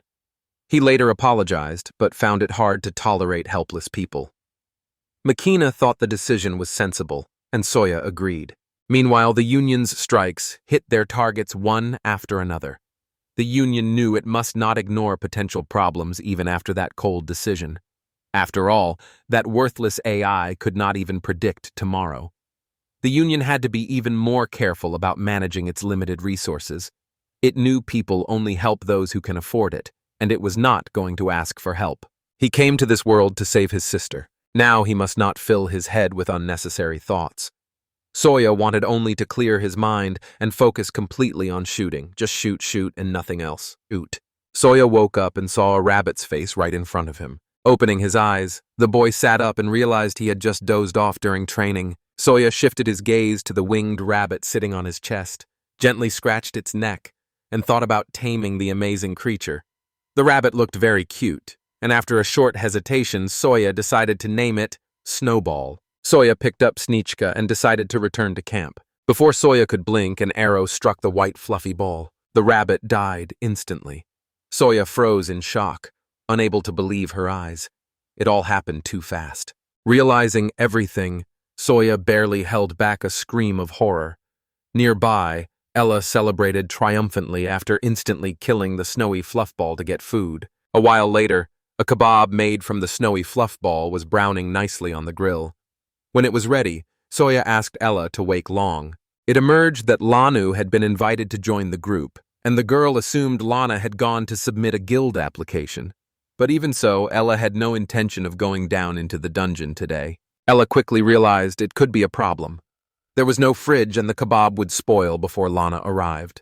Soya really wanted Lana to taste the snow kebab, so Ella told Soya to go meet Lana and said they would continue training together when she returned. Soya asked Ella if she could help him. Ella grabbed the leg where she'd been shot and quietly admitted she felt sick. Soya understood without words and set off alone. After they moved left, Ella asked Makina for some dasharak. Makina was surprised. Ella had just eaten a kebab and was hungry again. Also, Makina thought dasharak was far from the tastiest food. Despite King and Ella's objections, Makina apologized and let the girl eat whatever she wanted. Soya was already approaching the dungeon. Soya found Lana, who was very surprised to see the boy. Soya explained that Ella had told him Lana went to register with a group. Lana then realized Ella had asked Soya to find and pick her up. At that moment, Soya noticed several men nearby watching them and assumed they were Lana's group. Lana admitted she had met those men yesterday, but because of urgent business could not settle everything. so she completed the formalities only today. Tomorrow at dawn, they leave for the dungeon. At that moment, Soy could only think that Lana had to prepare a bento for this event, and Lana felt she needed to apologize to Soy because she had hurried out of camp without warning and did not want to wake him after training all night. The guy felt he should apologize to Lana for not making her breakfast, and was about to ask which dish she liked best. Lana sank so deep in thought that she began to tremble. Then Soyuz suggested she choose where they would eat. Meanwhile, Lana and Soyuz were already settled at the place she herself had chosen. After tasting the dish, Soyuz admitted the food here was not very tasty, and not wanting to seem rude, he warned them about it right away. Anna in turn agreed the soup Soya made was surprisingly delicious. That made Lana think Soja might be a cook. Soya denied it. Lana then suggested he must live where only the best dishes are served. She admitted she felt a little jealous of him. So I asked what kinds of dishes elves usually cook, Lana said thoughtfully. After a moment's thought, the girl said elves usually serve fruits, nuts, and various greens on a plate. They also like to pair fermented dishes with alcoholic drinks, which tastes surprisingly good. From this, Savia concluded that elves prefer natural food. It is healthy, though she thought the flavors could be better. I noticed Likes prefers very salty food, and that seemed odd because such tastes are not typical of elven cuisine. Soya learned that Ella's teacher was a beast person, and it seemed to have influenced her a lot, so he concluded that picky eating didn't fit elven traditions. Lana asks Soya if there is any chance that Ella will recover. Soya remains silent. At that moment, a musician in a shop began to sing his song. Long ago, beyond the eastern borders of our land, there was a magical country. Deep inside it, the ruins of an unknown city slept under a grim curse. A giant spider lived in that city, called the Dragon Eater, Lola. Then 1,000 brave warriors set out on a glorious campaign, hoping to perform a great deed. Yet not one soul returned from that battlefield. Only hundreds, an incredible number of soldiers, were turned into spider children. Their nest, born of darkness, spread quickly across the continent, and those greedy, heartless creatures consumed everything in their path. Their web, foul and sticky, even warped Regis's proud ode into a new style. Suddenly, a genius appeared, a hunter from the elven woods. As patron of the mists and a renowned tracker, he stepped forward to fight the spider. A thick veil of mist wrapped its body, and within it thousands of the spider's offspring died, dissolving into the gloom. Hundreds of arrows flashed and pierced its eyes. The battlefield has been cleared, and only the lifeless body of the dragon devourer lies on the ground. The hero whose pulse saved the continent from destruction will be remembered in legends for a long time. The unknown, unwanted hunter from the great forest has won the people's hearts. One day, evil will awaken again, and Lola will rise from the dead. A mysterious hero hidden in the mist will defeat it once more. Soj asked Lana if Hulls was part of her full name. Lana answered yes. At that moment, a stranger rushed toward their table.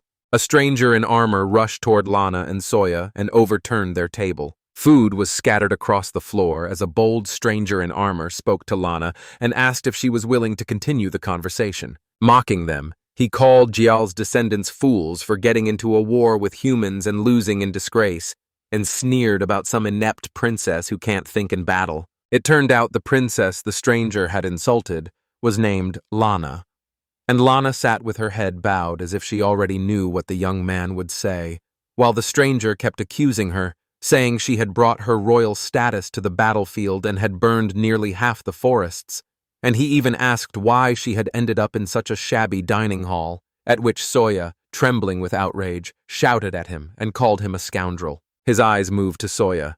She says firmly that interrupting lunch is extremely rude. The stranger called Soya a weirdo and asked who he was, while Soya thought the stranger should be asking that about himself. Soya was completely bewildered and could not believe he might fail to recognize someone, and in fact, the young man did not know the stranger.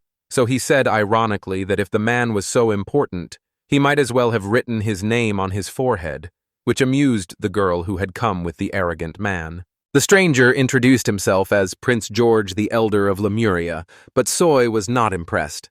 Soy asked George whether it was customary in Lemuria for princes to overturn tables of food and prevent a beautiful, influential lady from enjoying her meal, and she immediately ordered the prince to lean closer to her. Calling Soya a freak in response, he reached for his sword, and Soya did not lag behind as his hand was already reaching for his weapon. Lana stepped in, ordered Soya outside, and promised to handle the situation herself. Soya refused to leave things as they were. She insisted that Soya leave. These were matters of the royal family, not someone's silly adventure or a petty quarrel. Soya left the shop. Soon Makina came up and told him the recon drones had already entered the mess hall, so he could now see images from their cameras. He still had no idea what to do with that information. Turn only wanted to give Soya one piece of advice. He told her that in this world, Soya must decide how to act. Soya agreed with Makina and asked to see the image. Seeing what was happening in the shop, he grew angry. At that time, Lana was with Apollon, the prince acting as her companion. Soa's behavior and his rudeness shocked them both. Instead of just apologizing, he fell to his knees before George. He admitted to her that the elves had killed his older brother, leaving him the only prince. George hoped Lana would stop making such excuses. Lana replied with another apology as she lowered her head and quietly said again, "Forgive me." Meanwhile, Jorg pointed at his dirty shoe and ordered Lana to clean it, and Lana quietly agreed and reached for a brush, but the prince demanded she clean the shoe with her tongue because he believed foolish elves should not copy human habits, and Lana accepted the humiliation without hesitation. Lana crawled up to George and was about to lick his shoe when Soya ordered Makini to destroy all the drones in the room. She obeyed instantly, and all the drones under the ceiling exploded at once. Distracted, Jorg looked up. He did not know a moment later a boot would hit his face. The blow was so powerful that shoe prints flew several meters. The coordinates instantly rushed toward him, and a stunned Lana turned her gaze to Soya, who had already recovered from the fall. It was the secret technique he had inherited from his sister, the hidden skill Yuki-Kei. He did not stay on the floor long. Rising quickly, he grabbed his bow and arrows. Lana asked if he realized what he was doing. Soy knew exactly what he was getting into and placed a knife on the table. He assumed he was about to fight an ordinary traveler. Meanwhile, his men lifted the prince off the ground. George rose and ordered his subordinate Rachel to cut the soybeans. Rachel tried to object to the prince, but he insisted and gave her the same order again to cut the soybeans. She then asked whether the royal family always defended women, directly addressing Jorg. Soe wondered if the prince had really been stripped of all manly traits. Those words angered Jorg so much he wanted to draw his sword and charge. Rachel, his subordinate, stopped the prince and objected that mocking the long-eared was one thing, but if a member of the royal family drew his sword on another adventurer, it would seriously damage the king's reputation. Then asked Jorg if he will keep talking or finally move to action. Jorg confidently lowered his sword and said he would make Soy fall silent. The prince was sure he could beat an opponent like Soya with his bare hands. The young men prepared for a fist fight. He knows this well. In a fair fist fight, the adventurer has a much better chance of winning. The boy was badly beaten. Seeing Soya's condition, Slanik realized her ward was still too weak. Ella only grimaced, finding it all pointless. Only Lana truly worried about Soya and asked Miss Lanaku and Ella to leave if they were not going to help. He had completely forgotten how to defend himself. In this world, he was too weak. He might handle an ordinary man, but he was powerless against an adventurer. If the old man had not stepped in, nothing would have been left of Soya. They would have torn him apart. It would have been better if the grandfather had arrived a little earlier, because Soya was already badly hurt. Makina also took care of him, applying a compress to cool the bruises and contusions first. Lana's healing magic works only with fire, so it stops open bleeding well but slows Soya's natural recovery. Still, Lana did not panic, and she knew exactly how to help the boy.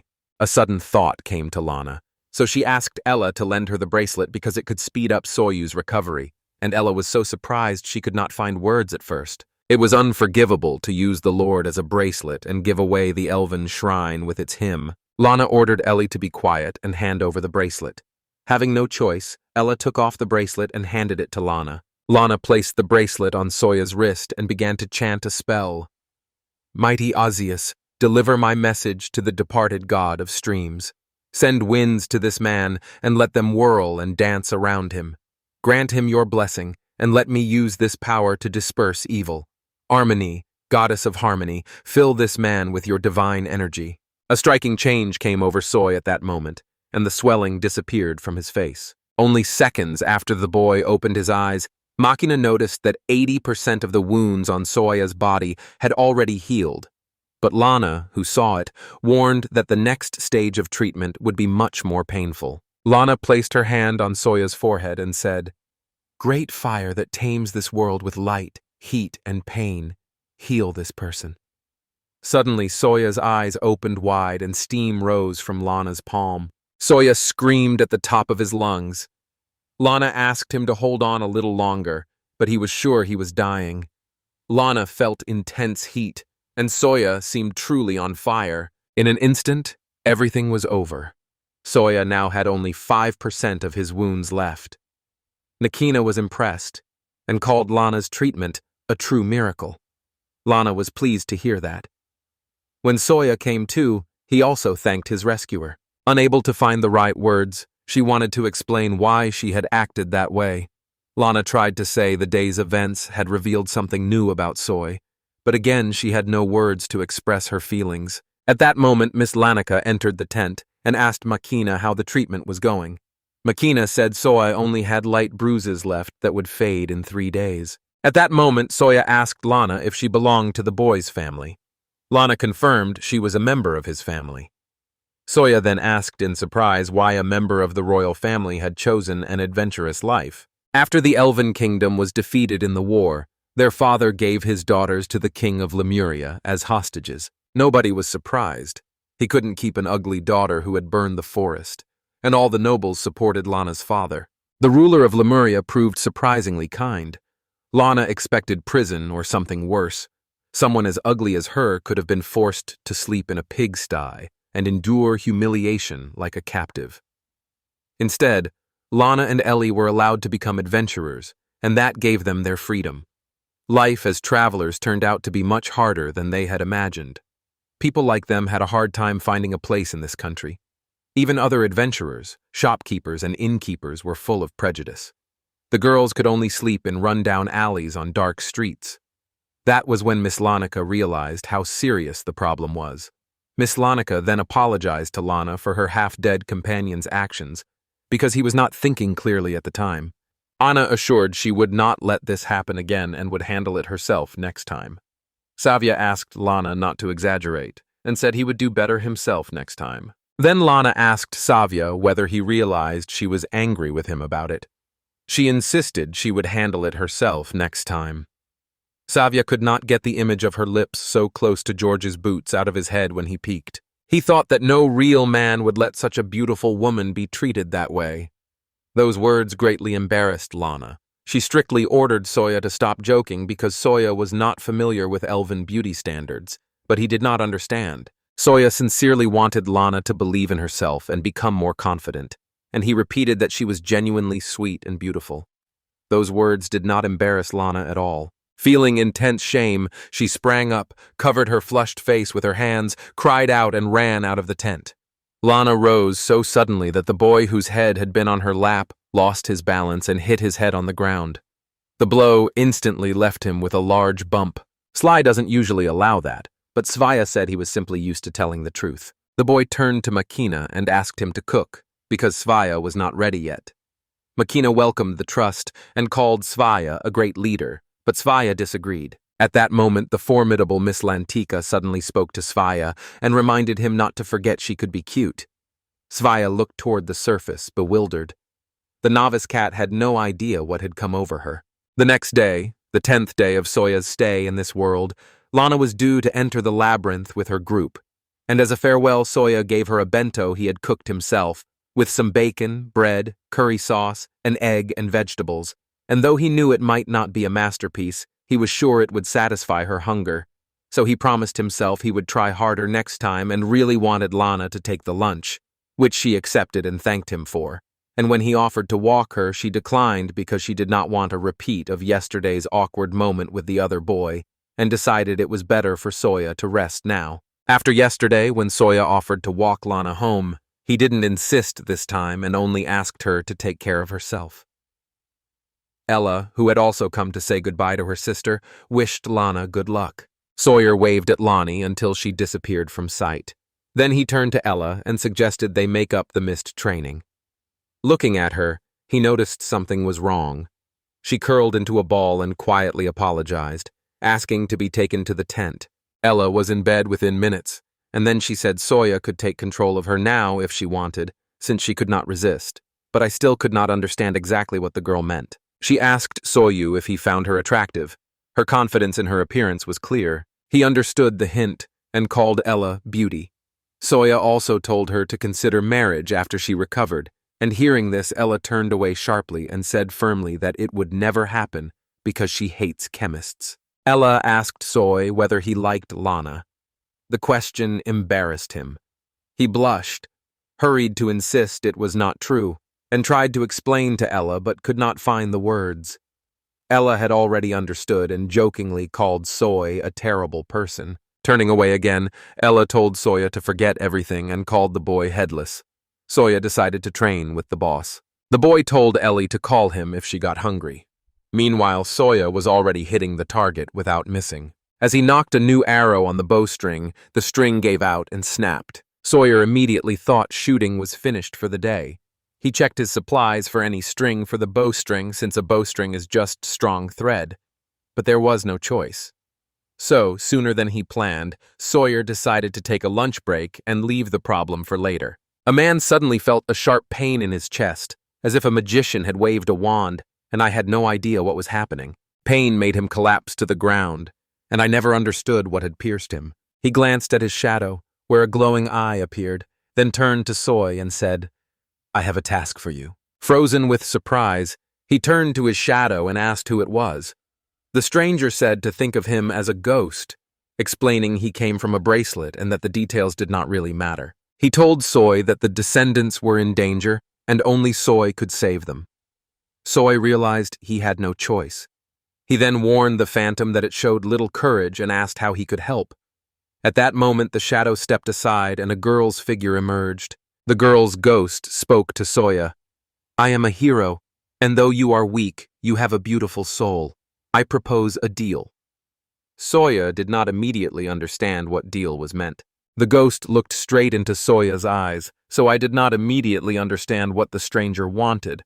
But then she said, "I will use your body." After saying those words, the ghost seemed to enter Soy's body through her mouth. Immediately, Soya appeared beside Machina and asked her to start Isola.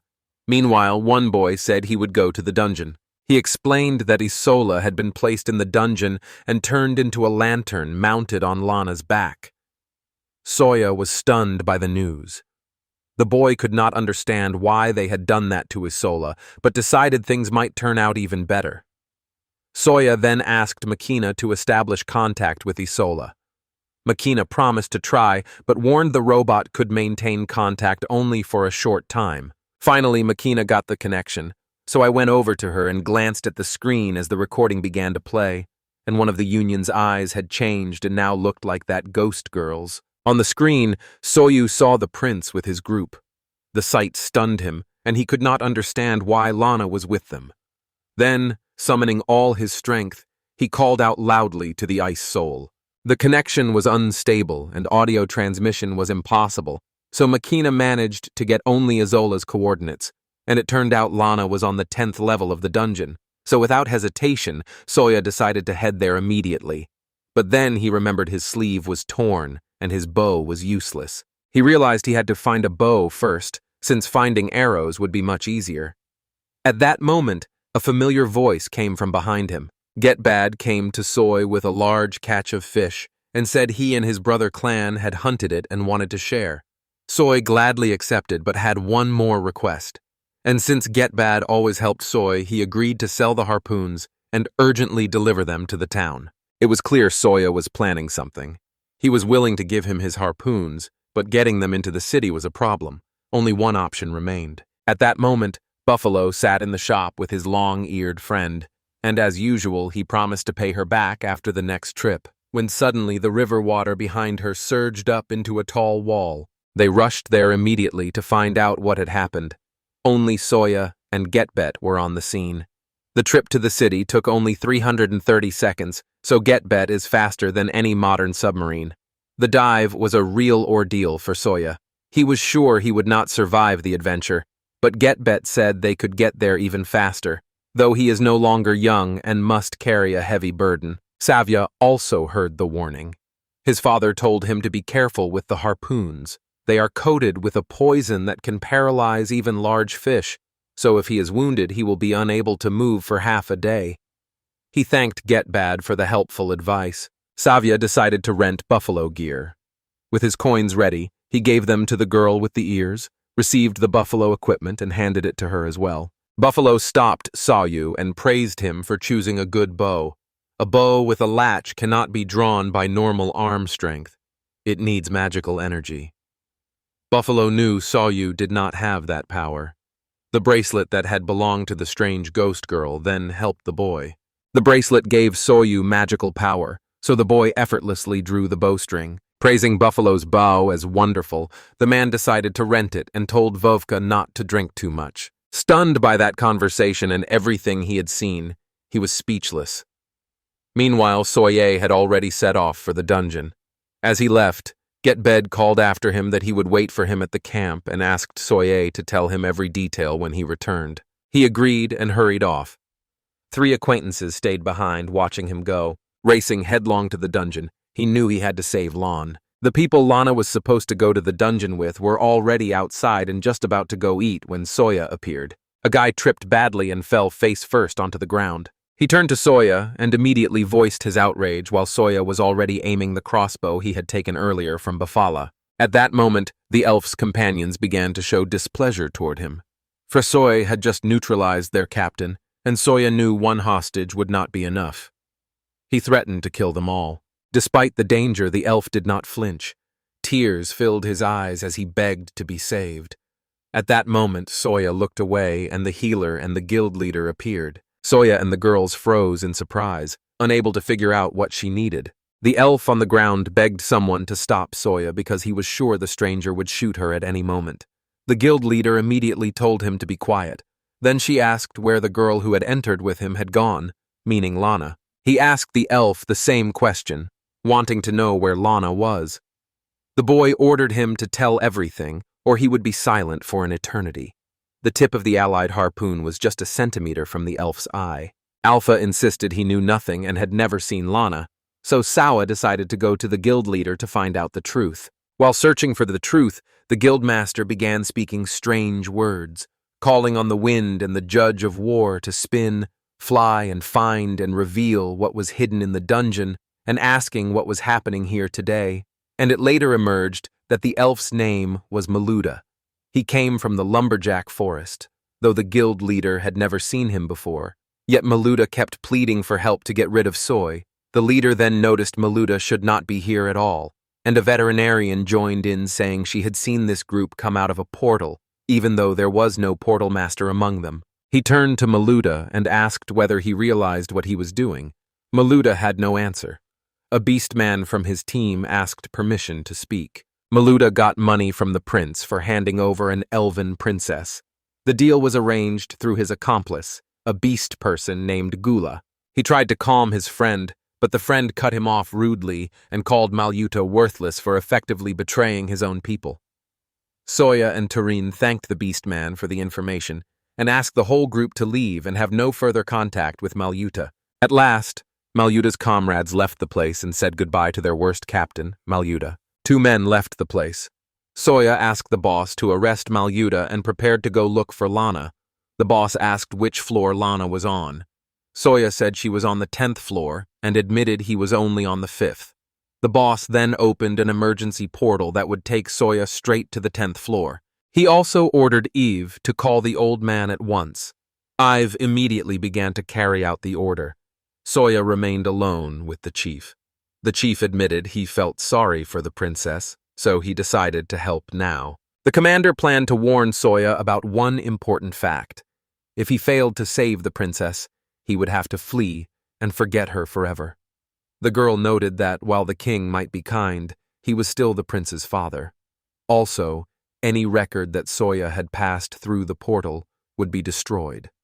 The commander let the boy decide for himself, since adventurers always choose their own path. Instead, he planned to kill the prince if he caught him off guard, focusing only on whether the head would allow it. The head warned only that the prince had excellent guards.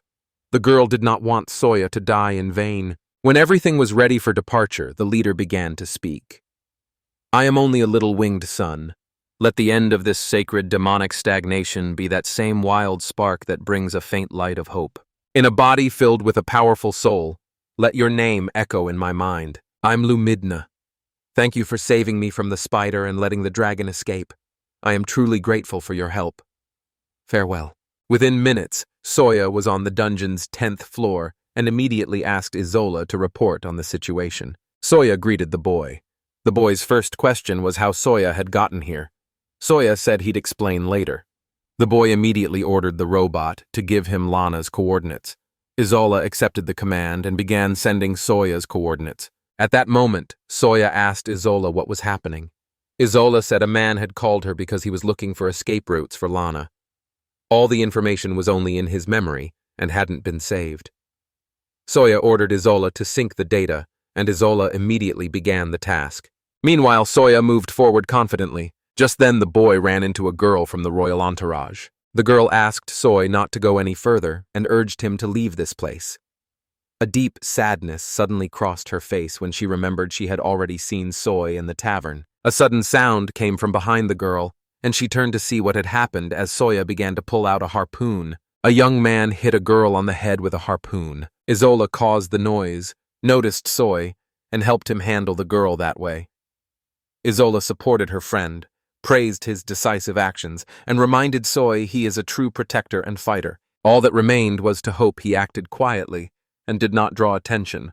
And meanwhile, Sola, told the boy that the prince's guards had already killed all the nearby monsters. So realizing it would be reckless to move forward without a plan, I developed my own battle strategy. At that moment, George tried to have as much fun as he could with Lana, but she refused his advances, and he was not pleased. Lana was the first woman to stand up to him. Calling Lana lowborn, he asked if she knows how the kingdom punishes disobedience to authority. He was outraged that this was all the king's son could do, but George believed adventurers were free people, so the heir might as well find a wife. George wondered how much more Lana could fall for a woman who kills people with fire, and had hoped she would finally give in, but she kept resisting. The prince turned to his calm, silent lancer, hoping for support, but the lancer refused to help because no one could predict what lurked in the dark, and he did not understand why this had to be handled here. Another girl from Jorg's group appeared at that moment and wanted the prince to watch as her worm instantly turned Lana into a frivolous girl, aiming to make Lana greedy for pleasure so she would beg the prince for more. And it would be painful because the worm would slowly eat Lana's brain. After a long pause, the witch approached Lana and gently touched the tip of her staff to her forehead. The wretched creature could do anything, even after a heavy harpoon pierced its body. The girl fell on purpose. Stunned, the prince could not make sense of what was happening. Lancer reacted instantly, spotted a harpoon flying straight at the prince, raised her shield without hesitation, and took the blow to protect Jorg, then shouted and ordered the treacherous attacker to step out of the shadows and show himself. Finally, the attacker stepped out of the shadows. Lana froze in surprise when she saw him. The first thing Soya asked was, "Are you being honest?" She wanted to face Lancer in an open duel because she thought he was a coward. Lancer immediately recognized Suya. The prince angrily said that such behavior is unacceptable for a commoner. Suya then told the opponents that if Lancer could defend against his arrows, he would disappear forever. Otherwise, the foreigner would destroy everything the prince values. He accepted the Union's challenge and braced for battle. The clash began.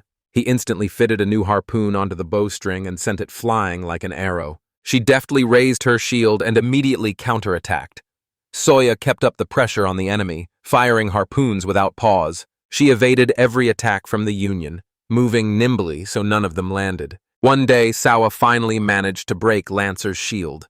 Still, the dancer stayed calm and advanced confidently toward the boy, moving to a freestyle rhythm and nimbly dodging harpoons even while jumping. The girl ran up to Soya and held a sword to his neck. Soya froze. The girl pointed out that Soya's main mistake was caring too much about Lana. Lenzer saw him as a bad Kim because of that. Soya thanked Lenzer for the assessment, but the matter did not end there. A harpoon suddenly pierced George's shoulder and he cried out in pain. The cry instantly drew Lenzer's attention, and she turned sharply to look at him. At that moment, Harpoon lunged at Lenzer. Her helmet flew off and she fell to the ground helpless. All that time only a holographic image had been fighting Lenzer, and the real Soylent finally stepped out of the shadows. Isol helped control the hologram. At that moment, Lenzer began pleading with Soil. Lenzer let Soil do whatever he wanted to her. In return, she asked only for one thing, that he spare the prince. He was not bothered at all. Without hesitation, he hit Lancer on the head, pushed the girl aside, and moved on. Jor could not move at all, and did not understand what was happening to his body. Soy, who had already come up to him, explained that it was a paralyzing toxin usually used on large fish. The boy was sure Soya simply did not realize what he was doing. He promised not to tell his father everything if Soya let him go. Soya did not care and refused to back down. Soya is just a newcomer among adventurers and is now on the 5th floor. He came here through an emergency portal, so he left no traces. Lana got permission to go scouting. Now all Sawa has left is to say goodbye to George, because the prince's body will be torn apart by monsters. No one will believe the newcomer defeated the prince and his guards. That will be Sawa's revenge. The boy's desire to kill the prince only grew stronger after he learned of Jorg's intentions toward Lana. Jorg said he only tried to do something but did not manage to carry out his plan. He had seen enough. Now he was ready to destroy the defenseless imprint. Lana stopped the boy, and Soya could not understand why, since the prince had just mocked her. But for Lana, something else mattered more, because Soya had saved her, and George had only one shot left, so the situation was less critical. And finally, Soya forced George to at least apologize to Lana. George refused to apologize while still frozen with fear. I noticed another group approaching us. He told Soy to quickly gather her arrows and move on. Soya let George apologize later, but warned the prince firmly that if he touched Lana again, Soya would kill him. Soya even swore on his life. After saying goodbye to Jorg, Soya and Lana left the dungeon. Suddenly, she stopped.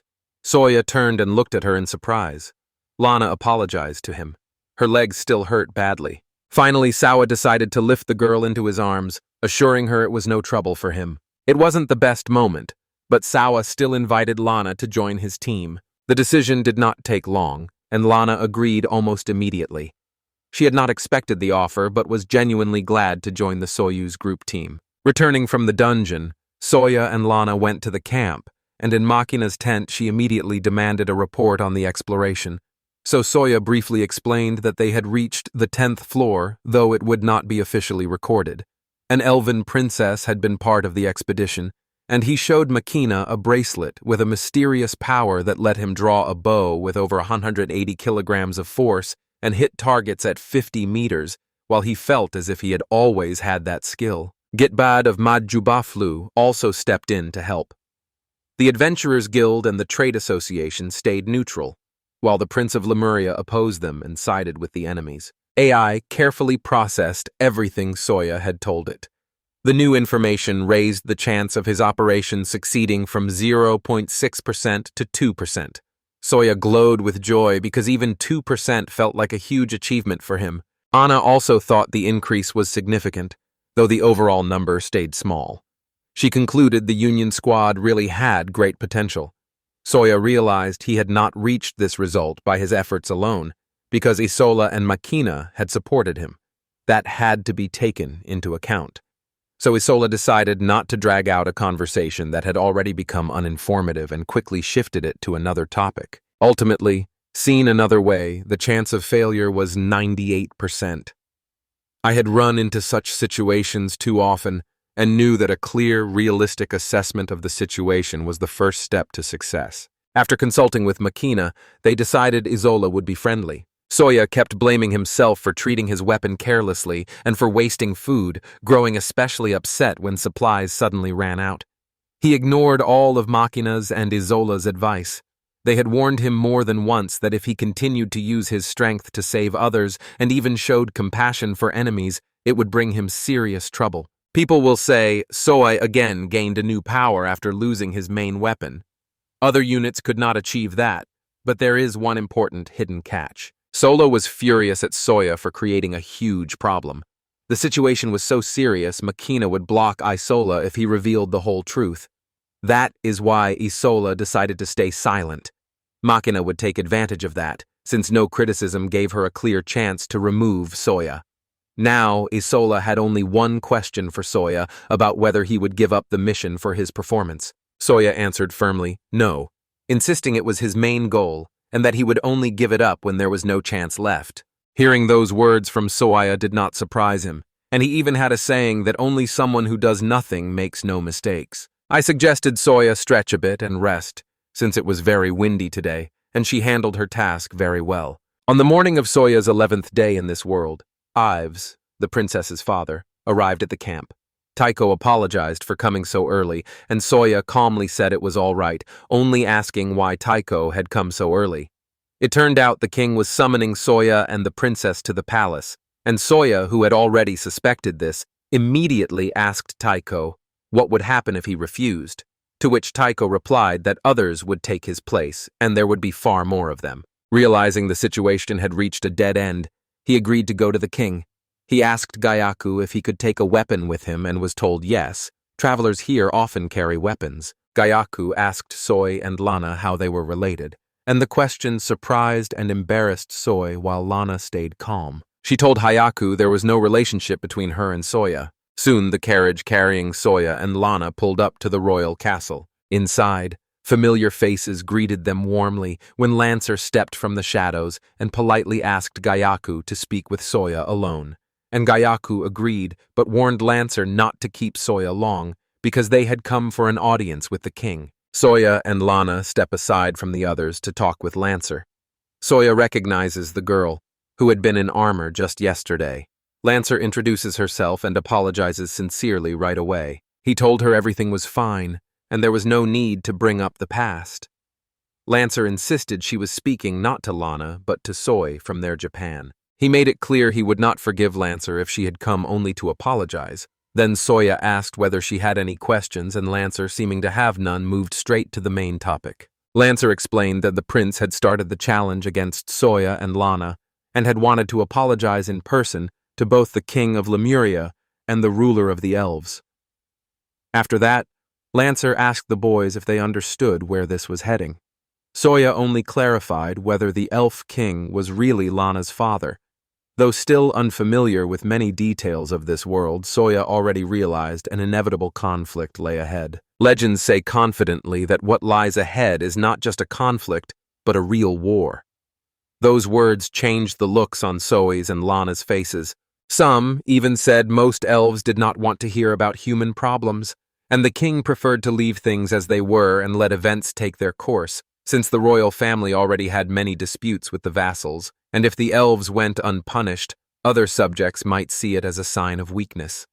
Lancer was convinced it would start with a civil war among the elves, and if war broke out, the prince would be harshly criticized, but a victory would win him respect and quickly restore his reputation, a strategy often used among humans. They decided that during the war, the adventurers would be drafted as soldiers. After that, a girl asked Lana if she wanted her house to burn down again. The answer was clear. Lana did not want that. Lana looked disappointed. They then turned to Lancera and asked if she wanted the war. Lancera only said the war would do no good for the kingdom. Her only wish was for the king to stay healthy despite his advanced age and frailty. Soya looked Lanceri squarely in the face and sensed the girl was hiding something. At that moment, Lanceri turned to Soya and said she had heard of his wisdom and dislike of conflict. She asked him to stop the prince's plans, but Soya confessed he was at a loss and did not know how to act alone. Hayaku suddenly interrupted their conversation. The boys had talked for too long, so he had to step in. Before leaving, Lenzer made one final request of Soy and then left. To her left, Soya turned to Isola. Isola listened closely to the whole conversation and immediately understood what was happening. It was exactly what he had predicted yesterday. Back then, he and Makina had worked through 5,000 different scenarios to prevent the war. War felt inevitable. The robots apologized to Soya because they had no other choice. Lana announced a plan, which left Soya stunned. She insisted she was telling the truth, but first she had one question for Soya. Lana asked the young man whether he had a fiancé or a girlfriend back home. Soya answered honestly that he had only a younger sister. Lana immediately understood and said that was wonderful. Soya did not understand what she meant. After a short time, Soya and Lana were already seated at the same table as the king, and first His Majesty apologized to the boys for the rude and unexpected encounter. No doubt it was his foolish son's request. Soya realized the king was addressing him, and Lana's father sat beside him. George was at the table as well. At that moment, the king turned to Lana and asked how she was. Aware a traveler's life was hard, and having noticed she had lost weight, but she quickly reassured him she was fine and said it was just the lighting. She then turned to Soya and asked how he was. The king already knew Soya had come from a distant country, so the boy bowed politely, said he was glad to meet him, introduced himself, and explained he had come from faraway Japan. Smiling, he noted that he liked the bold look on Soy's face. The king said he would like to learn more about the boy's country when he has another chance to speak with him, and then turned to Jorg to ask why he had insisted that everyone be present in this hall. Some suggested it might concern Lenzer's wound. George insisted it could be discussed later. The king disagreed. He sympathized with George's request and ordered George himself and the elven princess to be summoned immediately. He said he would reveal why Lancer was wounded only after the king gathered everyone in the hall. Lancer is as stubborn as her mother, and once she decides on something she follows through, even if she has to go through fire and flame. Soai finds the whole situation suspicious and thinks it odd that the king cares so much about a single maid. At that moment he kept talking with his son, saying, George sees their kingdom's symbol every day. The bull represents the evil king, and the silver fox is Lancer's mother, who died protecting the monarch. If the law had been different, Lancer's mother would have been seen as George's elder sister. The king only wondered whether George felt anything when he realized what trauma Lancer had endured. Sweat ran down Soya in a stream as he suddenly understood he would die before the war began. Feeling the inevitability, the boy apologized in advance to his younger sister, since she would probably never see her brother again. Lana said she had wonderful news, and the king, sounding suspicious, asked whether he would have to hear nonsense again and doubted she might be trying to trick him, but she assured him she had no intention of deceiving him. Lana accused Lancer of crippling Soy. The words stunned him because viewed that way, Lana had just doomed Soy to death. Lana was not happy about the news and said that the day before they had run into a group of princes in the dungeon. It had been very reckless, but there was no way to retreat then. The king asked why, and Lana said she had done it all to have her engagement to Soil recognized. Her confession surprised everyone, and it shocked Soila Helma the most because he had no idea about any engagement. Saya and Lana challenged the prince's team to secure official recognition of Lana's engagement. It was well known that marriage between Gymes and elves was forbidden in the Highwar's forests, but Lana was now only an adventurer and had to obey the laws of the king of adventurers. Yet she did not want to trouble the king over the whims of a princess who had lost her dignity. Everyone thought they had hit a dead end when Prince George said, "Try to defeat me if you can. If you prove your point by force, I will personally intercede with the king." And hearing those slanders, George was confused and even trembled with fear, understanding nothing. This time, they said they had fought Soya with all their strength, but against the prince's courage and Lancer's desperation, Lana's magic, and Soya's archery proved useless. The girl admitted she and Soya had already been ready to surrender. Soya raised her hand and said the very last arrow they both fired won the lumberjack's support, and that arrow let Soya break the spearman's shield. Vana added that the great prince admitted defeat when he saw this miracle, and that is why Soya and Vana are here today, and George was deeply moved by what he heard. The king turned to Lancer and asked if it was really true. Lancer confirmed it was true. The final arrow Savier and Lana fired was the same as the one that once defeated the giant spider Lola, and she said she witnessed that legend being born. As a gesture of gratitude, the king decided to thank his son. The king believed George had carried out the people's will despite the danger. In doing so, the prince proved he was worthy of becoming a real king one day. He confessed he had thought George was careless because of his carefree life, but children can grow up in an instant if you take your eyes off them, and those harsh words from the father deeply moved George and brought tears to his eyes, which is why I love this moving story so much, and why it made me a little sad that it is only a made-up tale. And at that moment, for the first time, Lana's father spoke. He claimed he had more important things to do than spend time with the common folk at the fair. I wanted to object to the elf king Melm, but he simply walked away. He announced his daughter was already dead, and only a handful of travelers stood before him. Finally, the elf stressed this was a matter for the Lemurian king alone. When Moan left, he slammed the door loudly. The king moved to formally confirm the couple's engagement. As the first monarch of Lemuria, His Majesty Lemuria al-Armagist Razva solemnly confirmed the engagement and asked Lana if she would hold the ceremony according to elven traditions. Lana replied that she would gladly do so. He then decided to keep part of the proceeds for himself. The association took care of the paperwork. Knowing a marriage between people of different races would face many difficulties, the king urged the newlyweds to begin the journey together as one team, trusting each other. Son confidently answered with a single word, "Of course. Sister Soya, it seems your older brother is getting married." Back at the camp, Lana knelt before Soya and immediately apologized. Soya was stunned by the unexpected scene. Lana said she had learned from Machina and Miss Lanaki that to ask for the most sincere forgiveness, you must kneel exactly like that. Even more surprised, she wondered what Maken and Miss Lianek were teaching about Soyu's country, and hurried to excuse herself, saying her carelessness had caused the incident before she knew Soyu's true feelings. Realizing she had dragged him into trouble again just when she thought she had fully repaid him, and feeling she had gone too far, even if her action was meant to avoid the blood box. Lana felt she did not deserve Soy's love. Even so, she could not break the promise she had made before the king. Knowing this, she asked Soy to just pretend to be her husband until someone he truly loves comes into his life. I froze in surprise, unsure what to pretend meant.